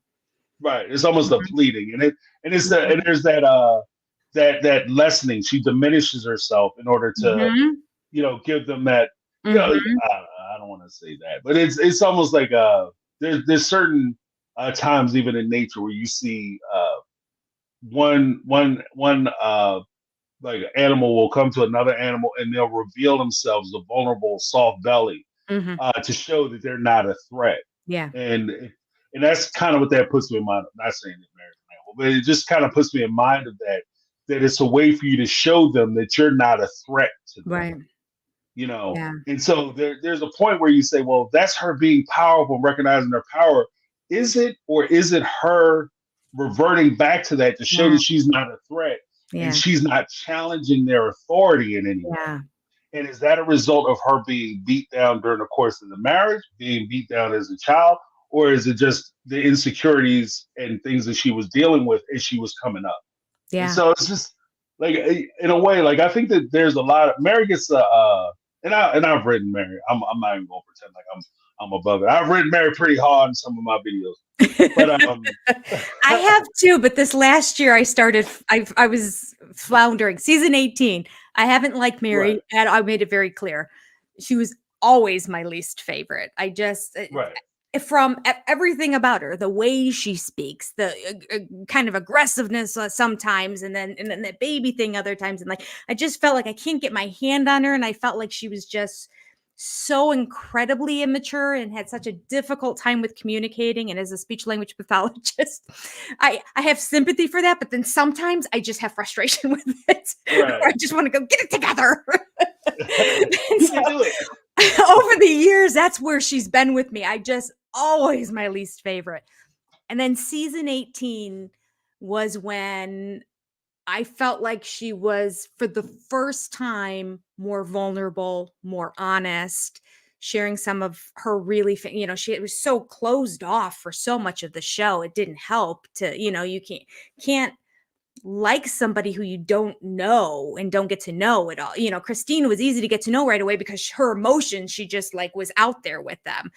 And Mary didn't. So this year I've taken a reprieve on my I hate Mary the most. And it's so funny if you go back and watch and I only started my channel like around episode 10 in this past season. But from there on, you can see all my videos are kind of like, Mary's driving me crazy. Why she can't together? They'll talk about the catfishing thing. And I'm like, of course she was having an affair with that. And then the next video, I'm like, oh, poor Mary. I just can't believe. I completely flip-flopped, and I'm the first to admit it. This season, I'm all mixed up about Mary, and it'll probably be the same thing all the way through this book. And empathy for her, and then other times she will drive me absolutely crazy, and I'll revert back to where I was the last 17 seasons. Oh, James, you went on mute. Oh, there we go. Sorry about that. That's okay. Thank you. I think that her story is interesting from the perspective of she has undergone a lot of humiliation, even at the hands of Cody. Like, because they had the whole ring thing, the ring gate, came out during this season where they talked about the ring and all that, and it's a lot of humiliation that she's endured. Yeah. From at the hands of Cody, and again, it's weird because Cody has always kind of put out that she was the aggressor and she was the one who made him feel a certain kind of way and she beat him down. But there were a lot of things that he did, especially when Robin came into the family, that was just out of pocket. Like taking your wedding ring and melting it down for scrap is insane. Like I've heard of situations where people take their ring and they'll launch it across the street and throw it down a sewer hole, but I've never heard of somebody taking it to a jeweler to melt it down.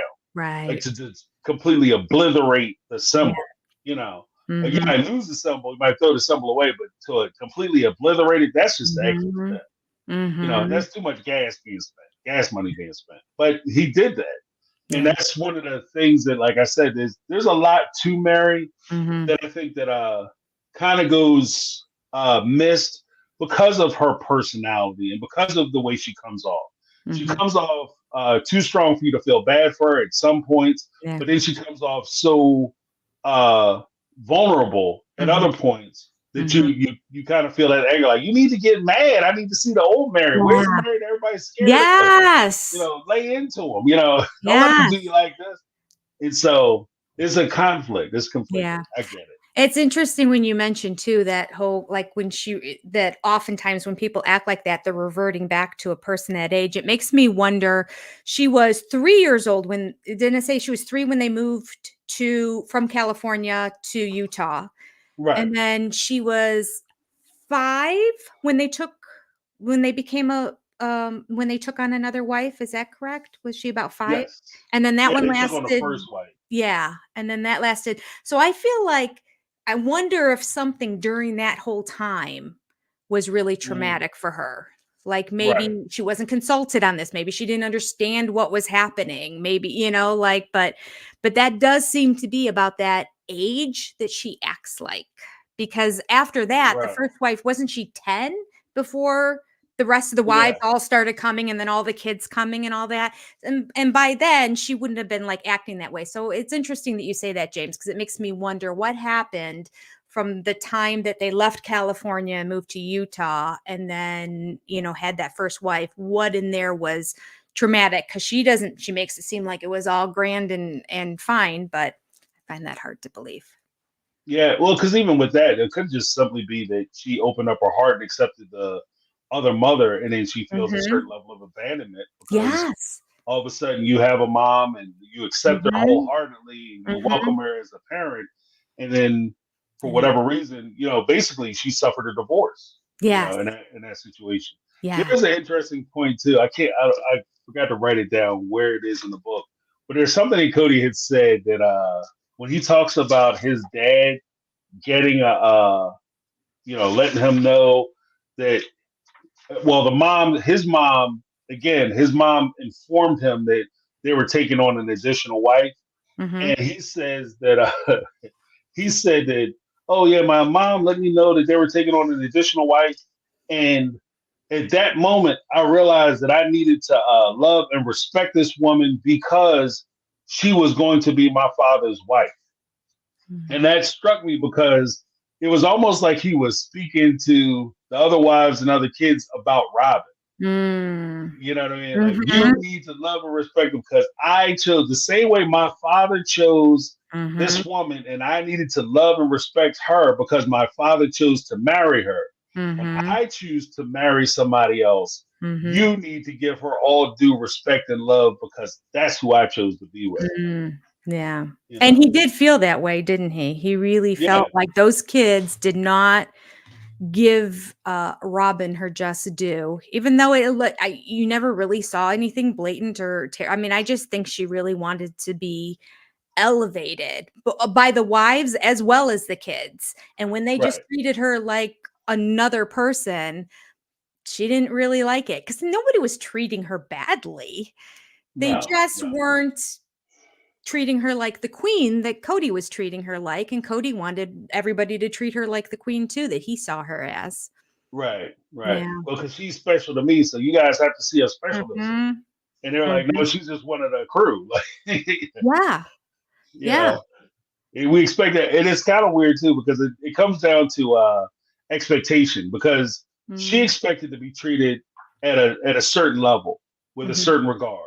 Mhm. Whereas everybody else said, we expect you to pull your own weight. We Mm. expect you to pull your weight. When you join the family, you're a member of the family. It's Mhm. kind of that old saying, like when you go over your long friend's house, when Mhm. you first meet somebody, you go over to their house, they may offer you something to drink or something to eat when you get there, some type of refreshment. Mhm. But if it's a friend that you had forever, and you say, pardon me, could I get something to drink? Man, you know what a refrigerator is. Yeah, you don't go over there and get that. I ain't waiting on you. You know That's right. what? You know, and I think that that's it. They're expecting you to pull your weight because you're a part of the family now. You're part Yeah. of the family, so yeah, you can go in my fridge. Go ahead, knock yourself out. Have at it, house. You Mhm. know, and I think that that's where the wives were when she came into the family. They expected her to pull her weight. You're Mhm. one of the family now, so I get Mhm. to talk to you, and I don't have to, tiptoe around you and Yeah. pretend like your feelings are so special. You're one of the family, and if Mhm. anything, using the term, you're my sister. Mhm. So I'm gonna talk to you like I would talk to my sister. How I talk to these two, I'm gonna talk to you too. You know what I mean? Mhm. And I think that Mhm. she just didn't like it. You Yeah. know? Yeah. Oh, wait till we get to the Robin chapter. Yeah, I know that's It's gonna be a hot gonna be a mess. 5-hour live.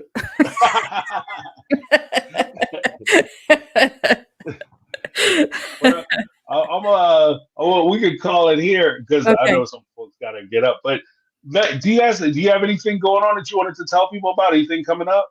I'm reading through it live on Thursday nights, 7 PM Eastern Standard Time. So my channel is Senior Perspective, which I actually added on Sister Wives because I moved to my sub channel all the rest of the reviews that I do. So Senior Perspective on Sister Wives is the name of my channel. And Thursday nights, random videos come out, but Thursday nights are when I do the live read because I had never read the book at all before I got it. So it takes a few hours to get through it because it's a lot of commentary, a lot of talking. I try to break it all up. I don't read much at one given time, and we talk about it in the chat and whatnot. So everybody's welcome. I hope you join on Thursday night. Awesome, awesome. All right, fantastic. And just to let everybody know, big shout out before I get into that, I want to give a shout out to Lord Karad, Lizzie B, Rochelle J Baby, all the mods, all the people who showed up. Thank you guys so much because otherwise it'd just be Yes. me and Jenny. Not that I wouldn't mind talking to Jenny, but Thank you. I appreciate you guys coming in and hanging out with us. Yes. But what I have coming up tomorrow, I have the was it OG3 of Reality TV. We'll be getting together with Sarah and Amanda, Reality Amanda. Those are great. So we have that tomorrow at 7, and then this week I will be releasing a video. I'm gonna refer to it as the open letter to Cody, where I'm just going to give my thoughts on like his situation on where he is now and Mm. how hopefully he might be able to put those relationships back together. So I'm calling it the open letter to Cody. So look for that. It'll be coming out this week. I like But that. I like yeah, that. so That's a we shall see. Yeah, that's a great idea. I love it. Yeah. But thank you guys all so much for hanging out with us. Did you Yeah. have anything else you want to say? Nope, that's it. Other than thank you so much, James, because this has No, been a no. ton of fun, and I've really been looking forward to it all week. You live up to the expectations and beyond. It's been a whole lot. It's been just a pleasure to be here. So thanks. Oh, thank you so much. I appreciate you, and I appreciate you coming in and playing with us. Like I said, usually the chat is on fire. It looks like you guys are on fire, having a good time, which is always fantastic. I That's appreciate, and to my chat, I appreciate you guys, or our chat. I appreciate you guys keeping it positive and keeping it yeah. fun. Again, YouTube should be a place where you go to relax and enjoy things, not where you sit there and stress out. You should Yes. not be stressed on YouTube at all. No. That No. defeats the whole purpose. Yes. So I appreciate everybody keeping things chill and all the mods and everybody holding it down. But Yeah. thank you guys so much for Jenny. And I'm James. This has been my take on reality. Thank you guys for hanging out. See Bye. you later. All right.